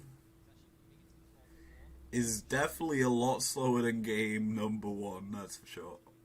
And 2, sorry. It's more controlled. G2 aren't feeling pressured to make plays.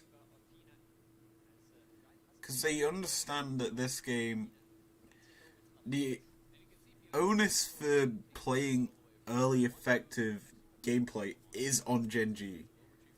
You've got a Nidalee who, as the game goes on, if is basically unable to secure for herself some kills, is going to not have that much damage. And looking at the current items, or expected items, we're probably going to see a bulky Annie. Similarly with the Kennen build.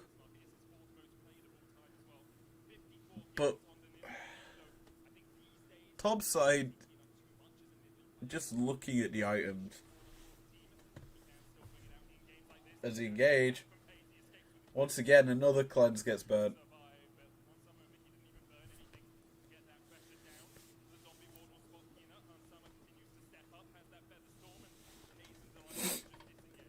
Just a lot of aggression out from G2 here.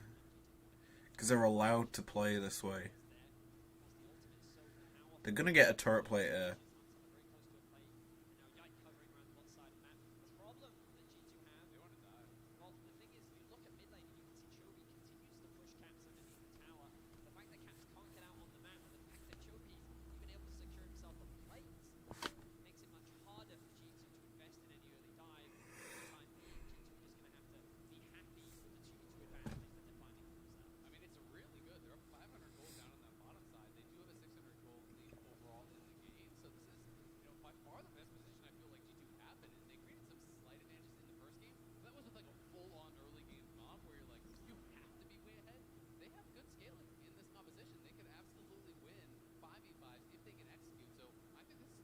Herald goes over to GenG uncontested.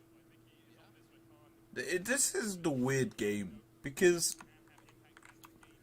the previous two games, when Herald was being taken, there was a cross map. This game, I don't think there was a possibility for that, because both bot lanes were on a reset. I think this is the follow-up play for the Herald for getting some tempo, because yeah, it makes sense for it. Anyway, Rakan's gonna be in mid, locks up, gets queued on the tower. The charm, good use of the quickness, actually gonna get away with it. Chovy's going way too far forward in my opinion. But Tivers, the stun, it's just over-aggression from Chovy there. Top side. Poppy's coming, but no. Just clean escape. Clean escape out from...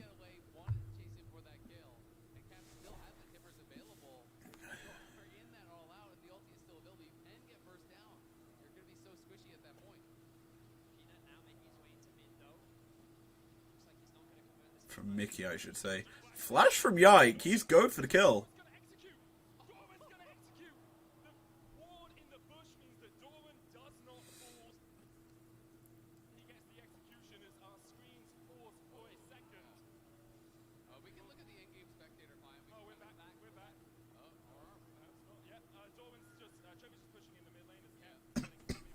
That was weird.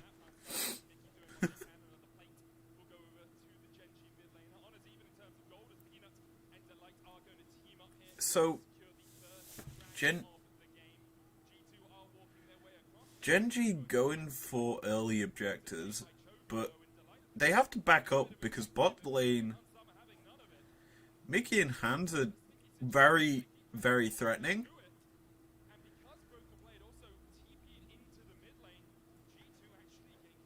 Poppy gets come over the wall.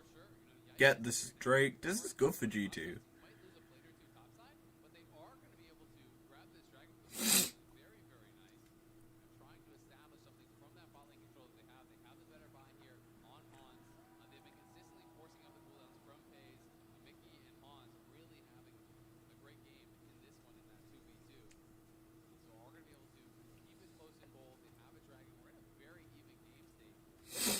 And he gets pulled back, but not going to be able to be chunked out too much.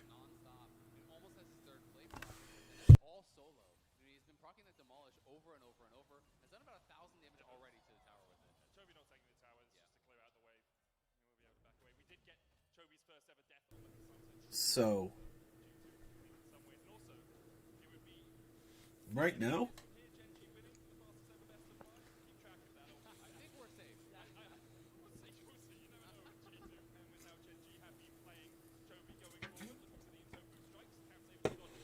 Herald gets dropped mid.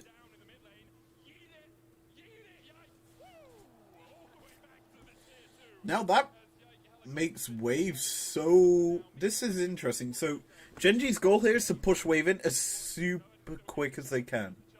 Because that will try and deny the charge. But G2 can't. Well, it will guarantee the charge, I should say. So that's a good play by GenG to just stack mid so they can go for that. Top lane. He dead.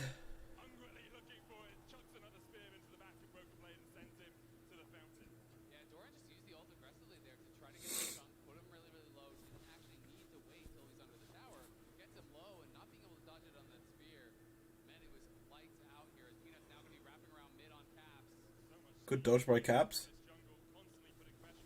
And because the Herald charged into mid, turret's dead. Deny as much CS as you possibly can.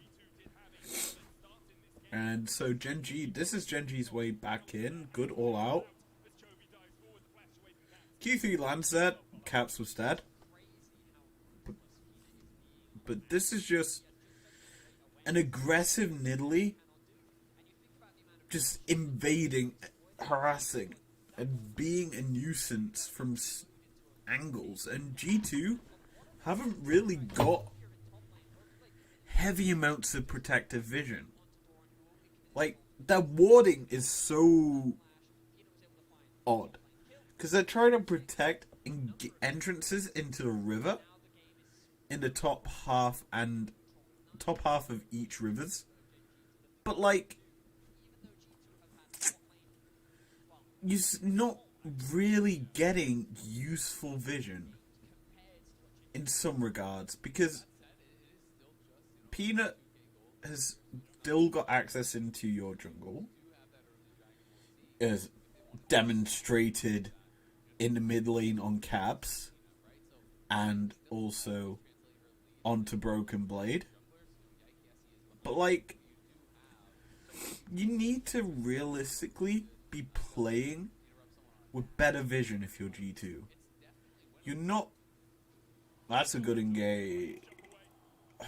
What was the steadfast presence? Was it used? Was the steadfast presence used there? So, it intrigues me. So, no. What? The fact that Yike doesn't use it means that Zeri's able to get away. I mean, yes, there's a cleanse, but the fact you didn't, or unless it's a spectator bug, the fact that it wasn't used on our screens means Pei's able to escape. So, remember how I was saying about vision? GenG are very good at sneaking in wars behind you, which they've done. As TP's options are just there and available. Poppy gets taken quite low by the spears, and Herald gets reset.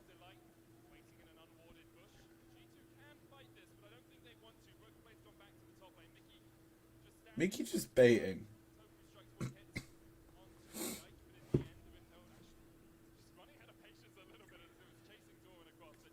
Herald, I thought, was about to reset then. But it gets smited away. Peanut gets that one. And so, that's the interesting thing. Where do you drop it here in this game? Because mid, they're just dropping it mid. That's surprising. Because Poppycopter? Never mind, they've caught out Rel. Unable to engage, but Annie's there. She's getting to put down Tibbers. They've got to pick onto Asante. He dared. Bot side Malphite gets a kill, but Poppy is doing damage. Peanut shut down.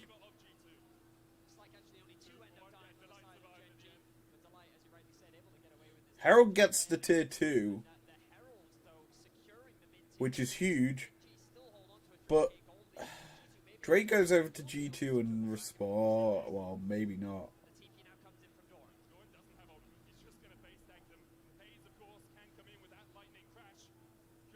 But here comes Broken Blade. Dragon's gonna go to G2 now.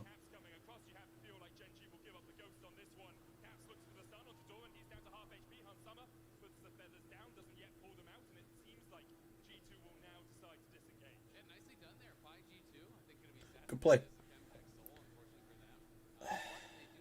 What I will say there is essentially that fight was a scrappy, split up mess.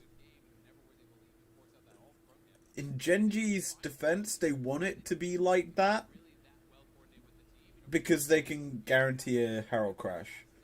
So essentially what's happening is it's Hans Cannon on 2. Malphite's just buying time.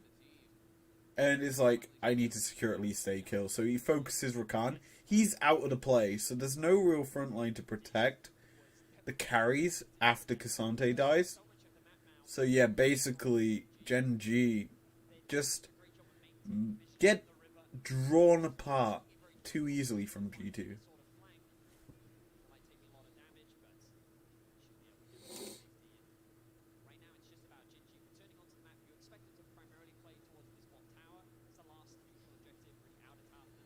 Tibbers was just dropped, it seems. That's a Slicing Maelstrom, all out also used, but when you go all out, you lose a lot of health. Health? What? You lose a lot, basically, of your protection. And so, Yike comes in, the Slicing Maelstrom does a bit more damage. That's a charm coming through from G2 as Zeri gets caught. Heal comes out from Peanut, though, to keep Zeri alive. But a lot used there by the bot lanes.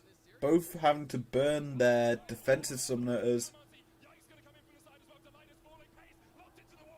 That's a kill. That's another kill because the feathers come through and Mickey gets 2.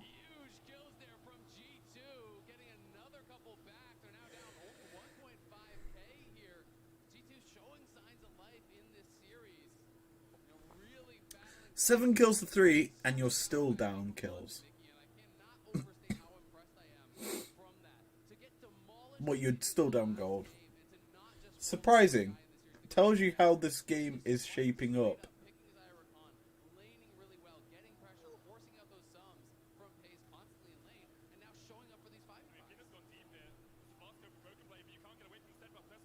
This is so clean from G2. Because they were... Peanut went way too aggressive there.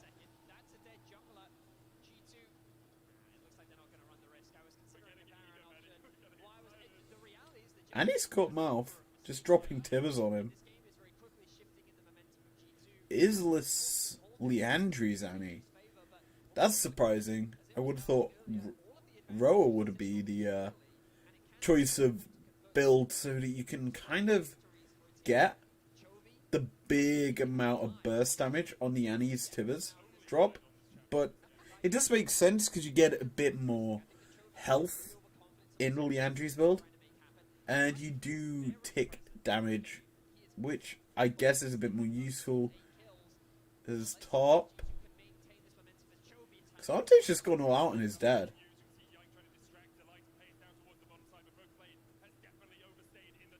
Yeah, good night, Broken Blade. Honestly, I would have preferred the kill going over to Chovy there instead of Peanut. Peanut is quite fed, whereas Chovy could do with some more bulkiness to deal with the cannon. He's only got Merc Treads in that situation, so he's going to get bursted out regardless of what happens to him. So like a great Steadfast and goodbye.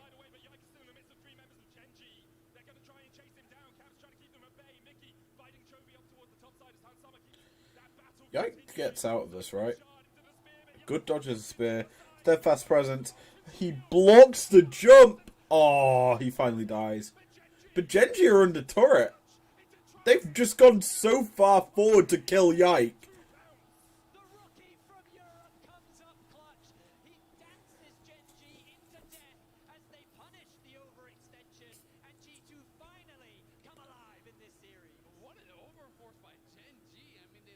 That seemed weird from GenG, all things considered.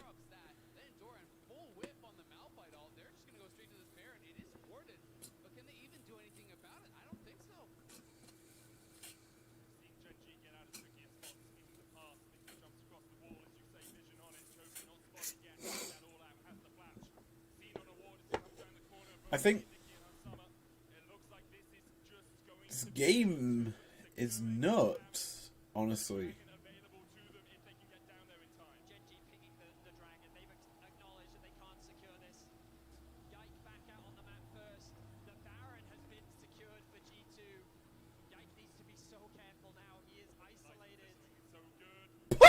That's clever! Using the Steadfast Presence over the blast cone, you can still get blasted. They can't. That's clever.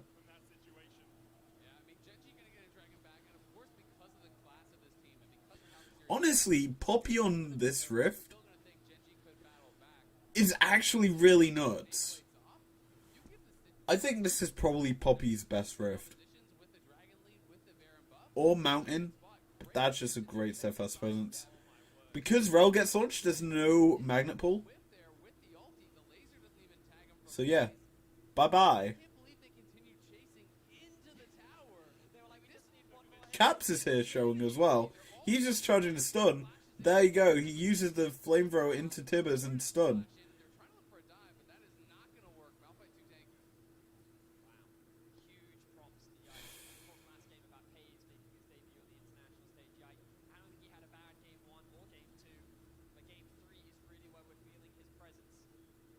Yeah, I like that gold graph. This is certainly the most close game we've got so far.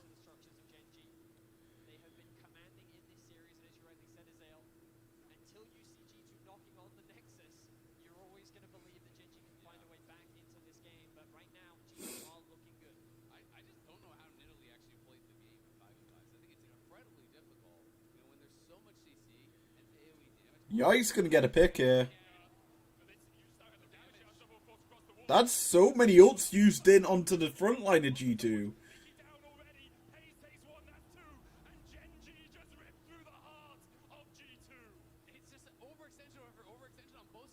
And he's got Gale Force as well. He's able to get away. I'm just seeing all out. He's not going to get it. Light can't get him. Oh! How low is the light? 38 HP on the last check there. Whew. That was so that fight initially, in my opinion, looked well favored for G2 because you burnt the unstoppable force and the magnet pull. Look, so you've used you've used 2 ults on G2 side for 2 ults. The engage ults just basically get thrown onto the front line from both sides. But 3v2 here, Nidalee is probably the big damage dealer. And so, yeah, just sliced up. Now it's a 4v2 because Broken Blade comes over slicing Maelstroming like, but Stopwatch comes through. Mickey jumps away but is still dead to a Hurricane, presumably. And yeah, G2 kind of threw that fight.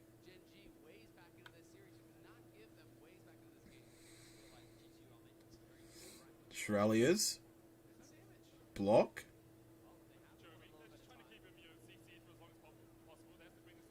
G2 are coming in. They just bought time, forcing Chovy to ult. He's taken himself low. Gets away. But G2 have used quite a bit there to get that.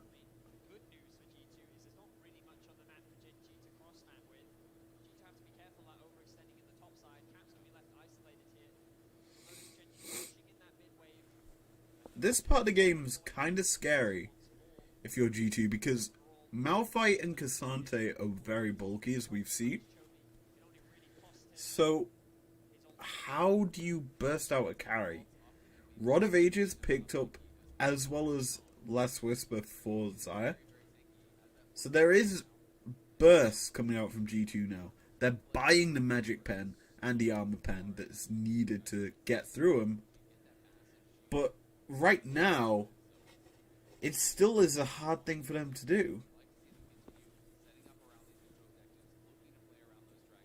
Poppy could have caught Cassante now.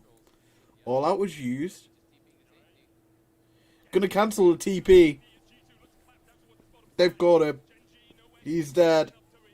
No way out for Cassante as he just gets ripped to shreds. Drake up in 45 seconds. A bot plate came at the right time for G2. They're also going to continue to force for this tier 2.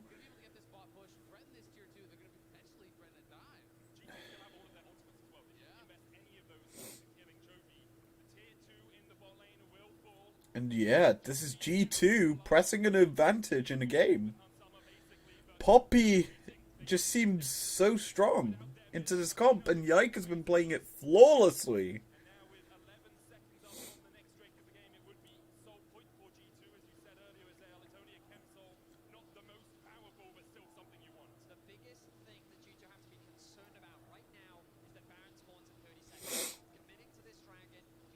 Drake's gonna fall.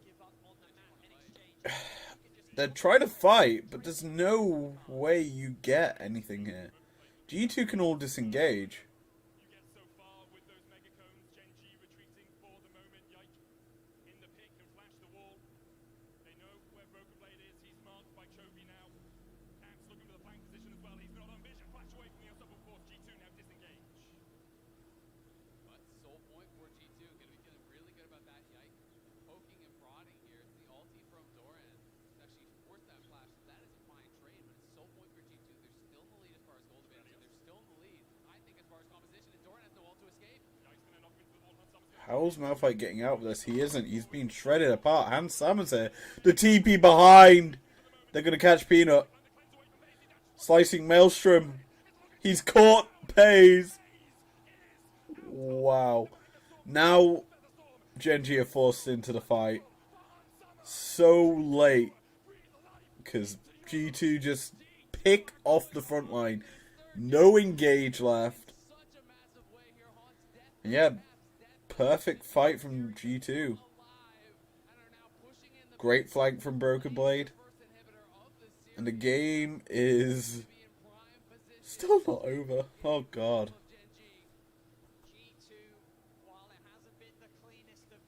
Baron is up though. Broken Blade. He's caught Peanut. Great bait. Oh.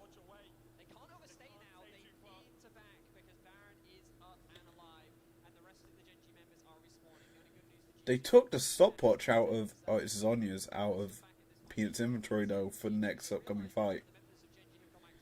Basically, Hans Sammer able to shred through the health bar of Doran. Simply put, that's it. Tibbers drops straight on Pace, stuns him, forces him to go over the wall, and Broken Blade's just slicing through his health bar. Great play from G2 in order to force positioning maneuvers from GenG, which end up in them just slaying everyone.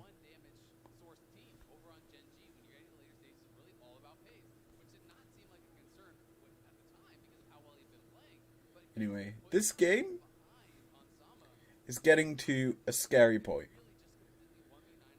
And I say scary, it's very scary for GenG because G2 are on soul point. They've caught out Hans Sammer, but the bye-bye Magnet Storm. I see feathers to be pulled out. And it gets pulled through. 1-for-1 trade between Hans Sammer and the Cassante. It's just Tibbers is on top of Zeri. Yeah. Fight's over. G2 win the game. They're always going to go towards the spot lane because the inhib's down. They're going to kill the wave. It's actually pushing. Tibbers gets smited. Meaning that damage onto this super minion is low.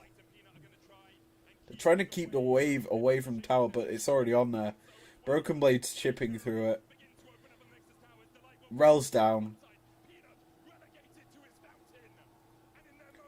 Game over. Steadfast presence is so clutch out from Yike. Every single time. They end.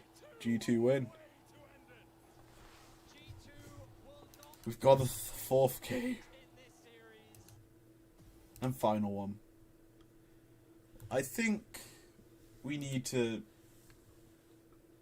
take this as a one fight game. We're going to use GOL.GG to look at this game because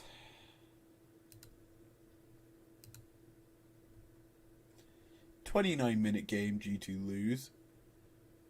First blood went over to GenG. First turret went over to GenG. 3 Drakes went over to GenG. It just seems like GenG played better early. And I think you look at that, yeah.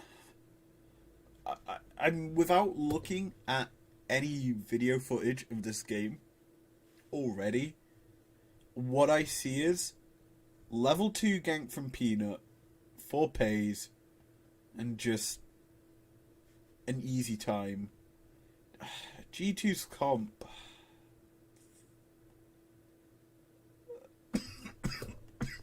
What was banned? Vi, Aphelios now. Makes sense. Yeah, that makes even more sense. So what? Annie also got banned? Yeah. So this draft look, that's blind, I assume. I don't know pick order, actually. Let's have a quick look at pick ban order, because that'll explain a lot. So,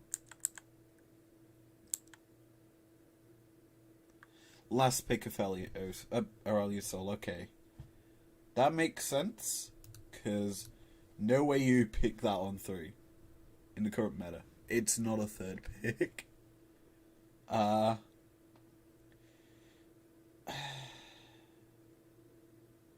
So Cassante makes it through. So I'm looking at these bans from G2. Cassante was something they were banning, which had to be removed from their ban list. And yeah, it looks like G2 tried to get Broken Blade's Kennen a lead, but or Caps. Caps probably made a gank up at when it was Herald spawning. Made a 3-man play onto the top half while... I don't know, it's weird, because Caps has a weird KDA. I say weird, it's not Giga-int. It's like, mid and top were bullied on either side, but they were still somehow able to get kills back. So, we're going to actually look at the timeline now, instead of just guessing what happened. Presumably, a failed dive top. That goal graph might indicate it was quite close. Like, in how it was going. So,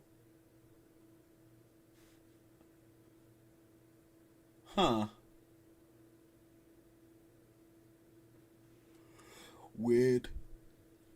I want to see how first blood happens 6 minutes in.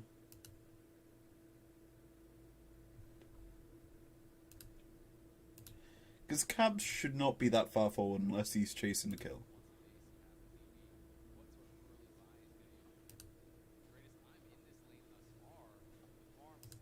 So...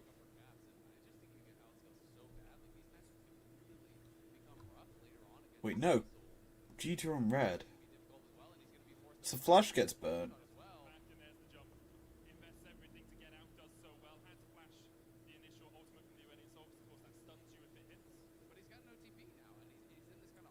Is blue spawning?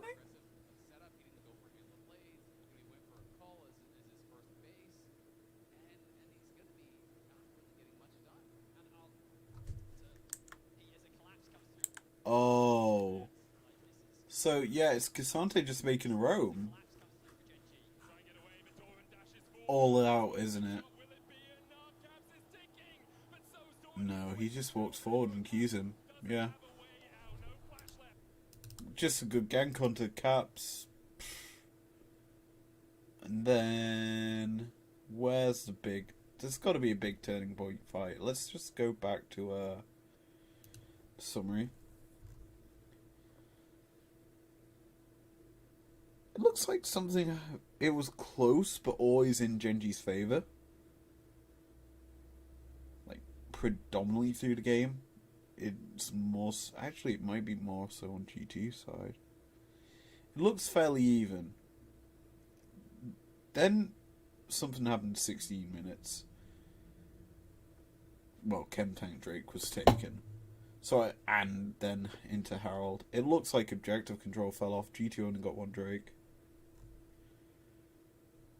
Assuming how this is going, basically, we get a fight at 16 minutes.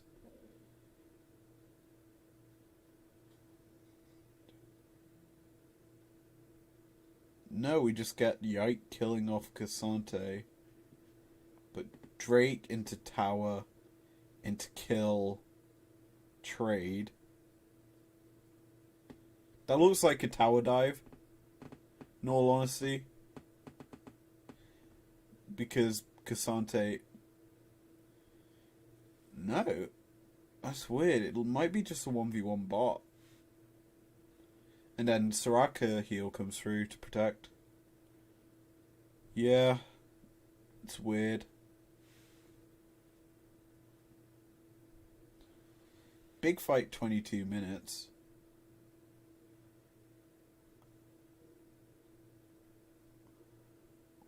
Turret gets killed. Then Pays dies. I presume that's mid. Yeah, so tier 2 mid. He's then getting collapsed on, so he's forced to go down here. Fight where G2 kill him off. But the follow-up kills come through onto Yike, Caps, and Broken Blade. Yeah. And then 26 minutes. We need to look at that. So Pays gets a kill onto Broken Blade. Caps shuts down Doran. It's the same fight. G2 are probably trying to secure a push here. And then go to Baron, but I think the opposite happens. We'll watch it. 26 minutes on the clock.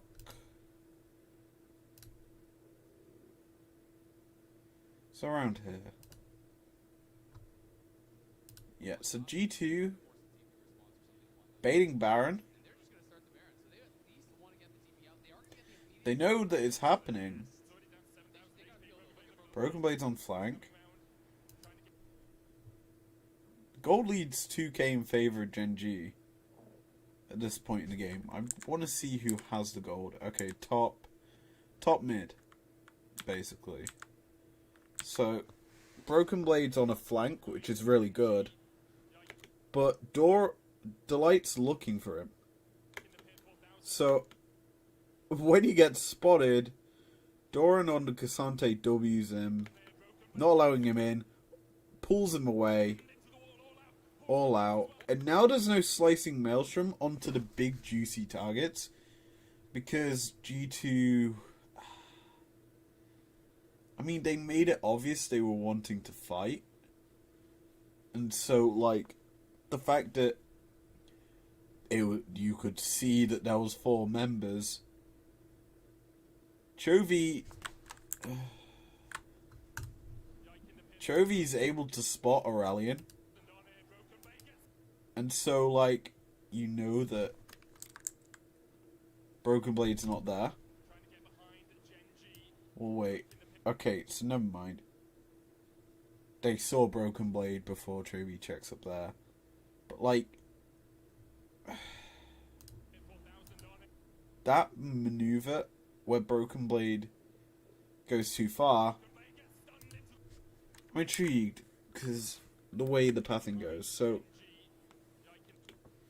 Delight's just stepping back. Wait, is he just stepping back, or is he just getting there? He's already there.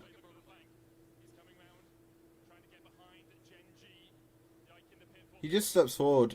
He's just trying to play safe there, Delight.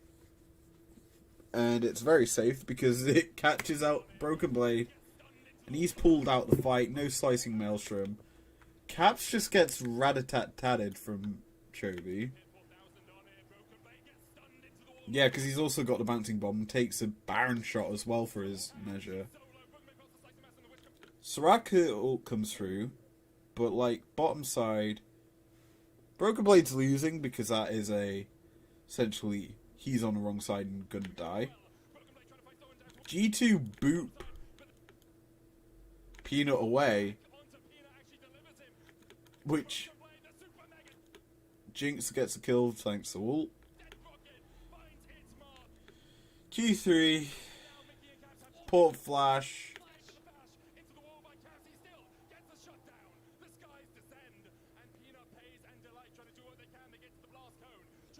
That blast cone's bait. That's great.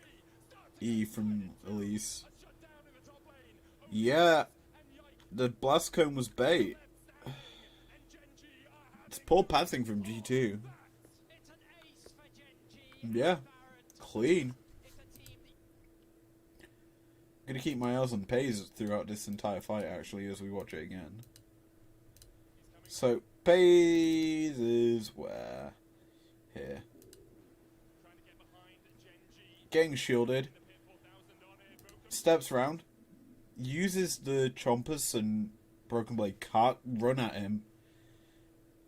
And Broken Blade does have flash, so I get why they're there.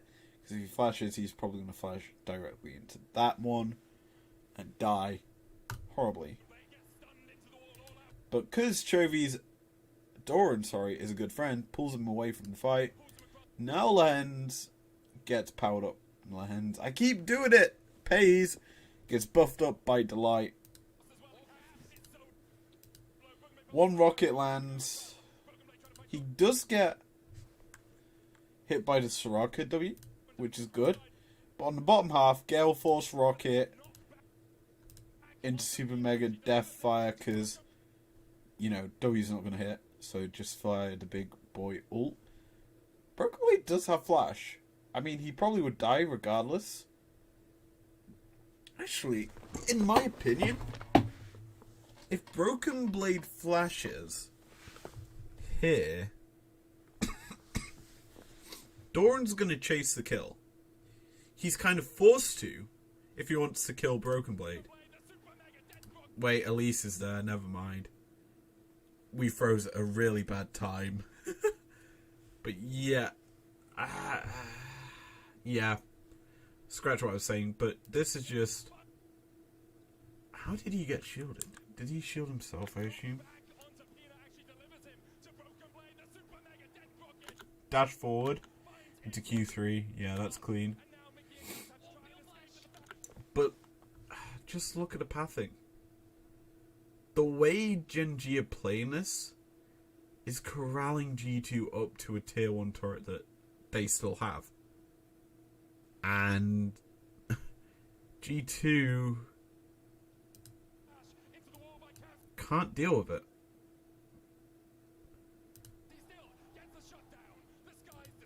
Pays is doing nothing right now. And Chovy is coming with him. But this feels bait. Honestly. GenG already reading the blast cone play. Look at how they're pathing.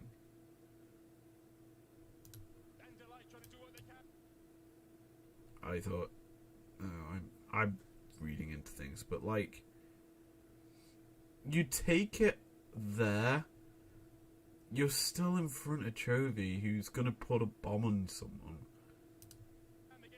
Like that. One shot lands, two shots, and then it just pays from range. I believe.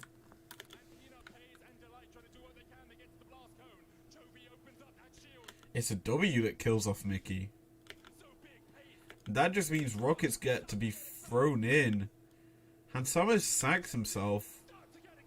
But like... Yeah, that's a bit dumb to sag. You need to split a bit more. That's overall a really good fight from GenG.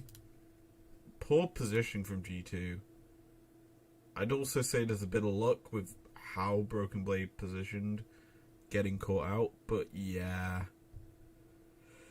The game looks dominant if you just look at it like that. It looks very one-sided, but I don't know. In some regards, it also feels close with these shutdowns coming through for Hand Samurai and Caps, but I still think how it was probably played, is that support? That's probably mid. Top. Jungle. Jungle was almost the same amount of gold as support for the other team. I mean, yeah. That gold graph for... we just isolate the junglers.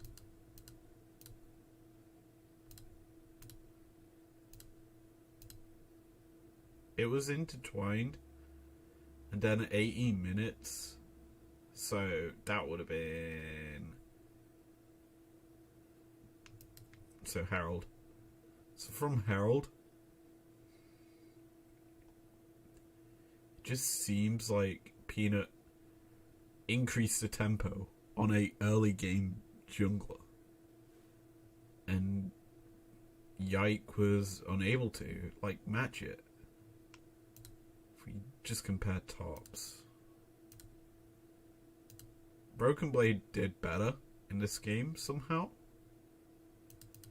Considering the fact that Doran looked to have a massive gold lead over Broken Blade, in terms of what we saw there with shutdowns and everything, Broken Blade somehow still had a lead over him, which surprises me to say the least. So that's weird. I think this may be a gap. Caps really seem to have been bullied hard in this game. And so when you put Caps behind, he's unable to make these sorts of roam affected plays. The fact that Chovy is taking tier 1 bot on his own, it's past the laning phase, so yeah. Makes sense. He takes tier 1 mid.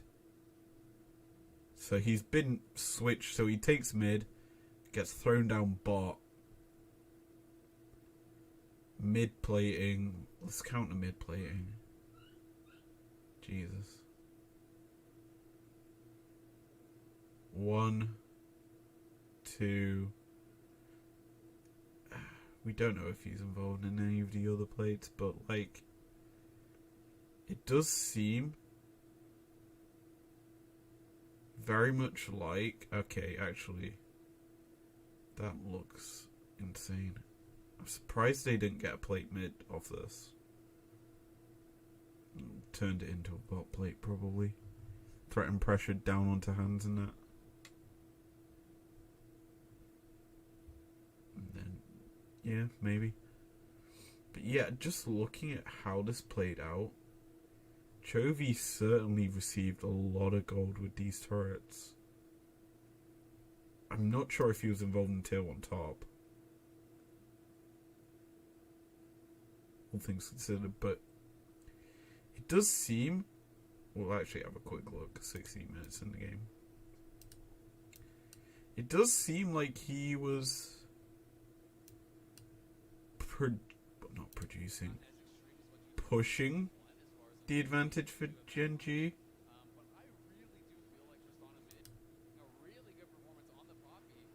Oh, well, there's my answer. Chovy just was playing sides. So yeah. Chovy playing sides means G2 lose a lot of gold in caps. Just ballooned him ahead.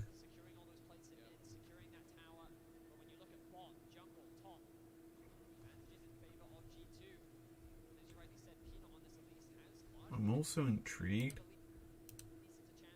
When does he sell his coal?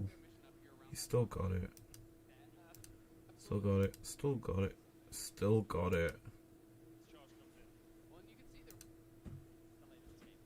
Does he still have it?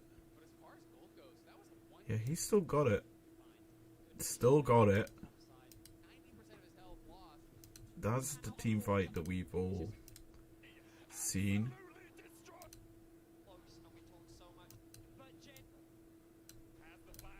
He sold it there, so how far back do we have to go to see if he still got it? So presumably after this fight he sells it. Yeah. So 27 minutes, well, half time. Just look at his inventory. Yeah, there's a bit of a increase there from selling the coal.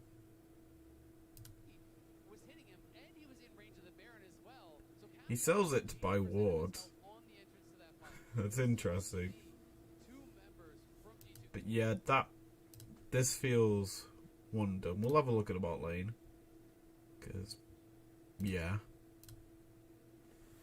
I mean, it looks similar story. Essentially, this last fight in the game just swung it and gave gold leads over to GenG in these lanes. But yeah, that's basically how this series went. It was decimation from GenG first two games, and G2 swing it back with a bit more of a tempoed approach. But game 4, yeah, close, but just that Baron fight really took it out of G2's hands. But yeah, tomorrow, hopefully I'm a bit better, because we got Mad versus T1, and hopefully the LCK doesn't win that one. I'm looking forward to that. I'll be doing a breakdown when I get home from work, because today on me bark, so that's why you have a later stream.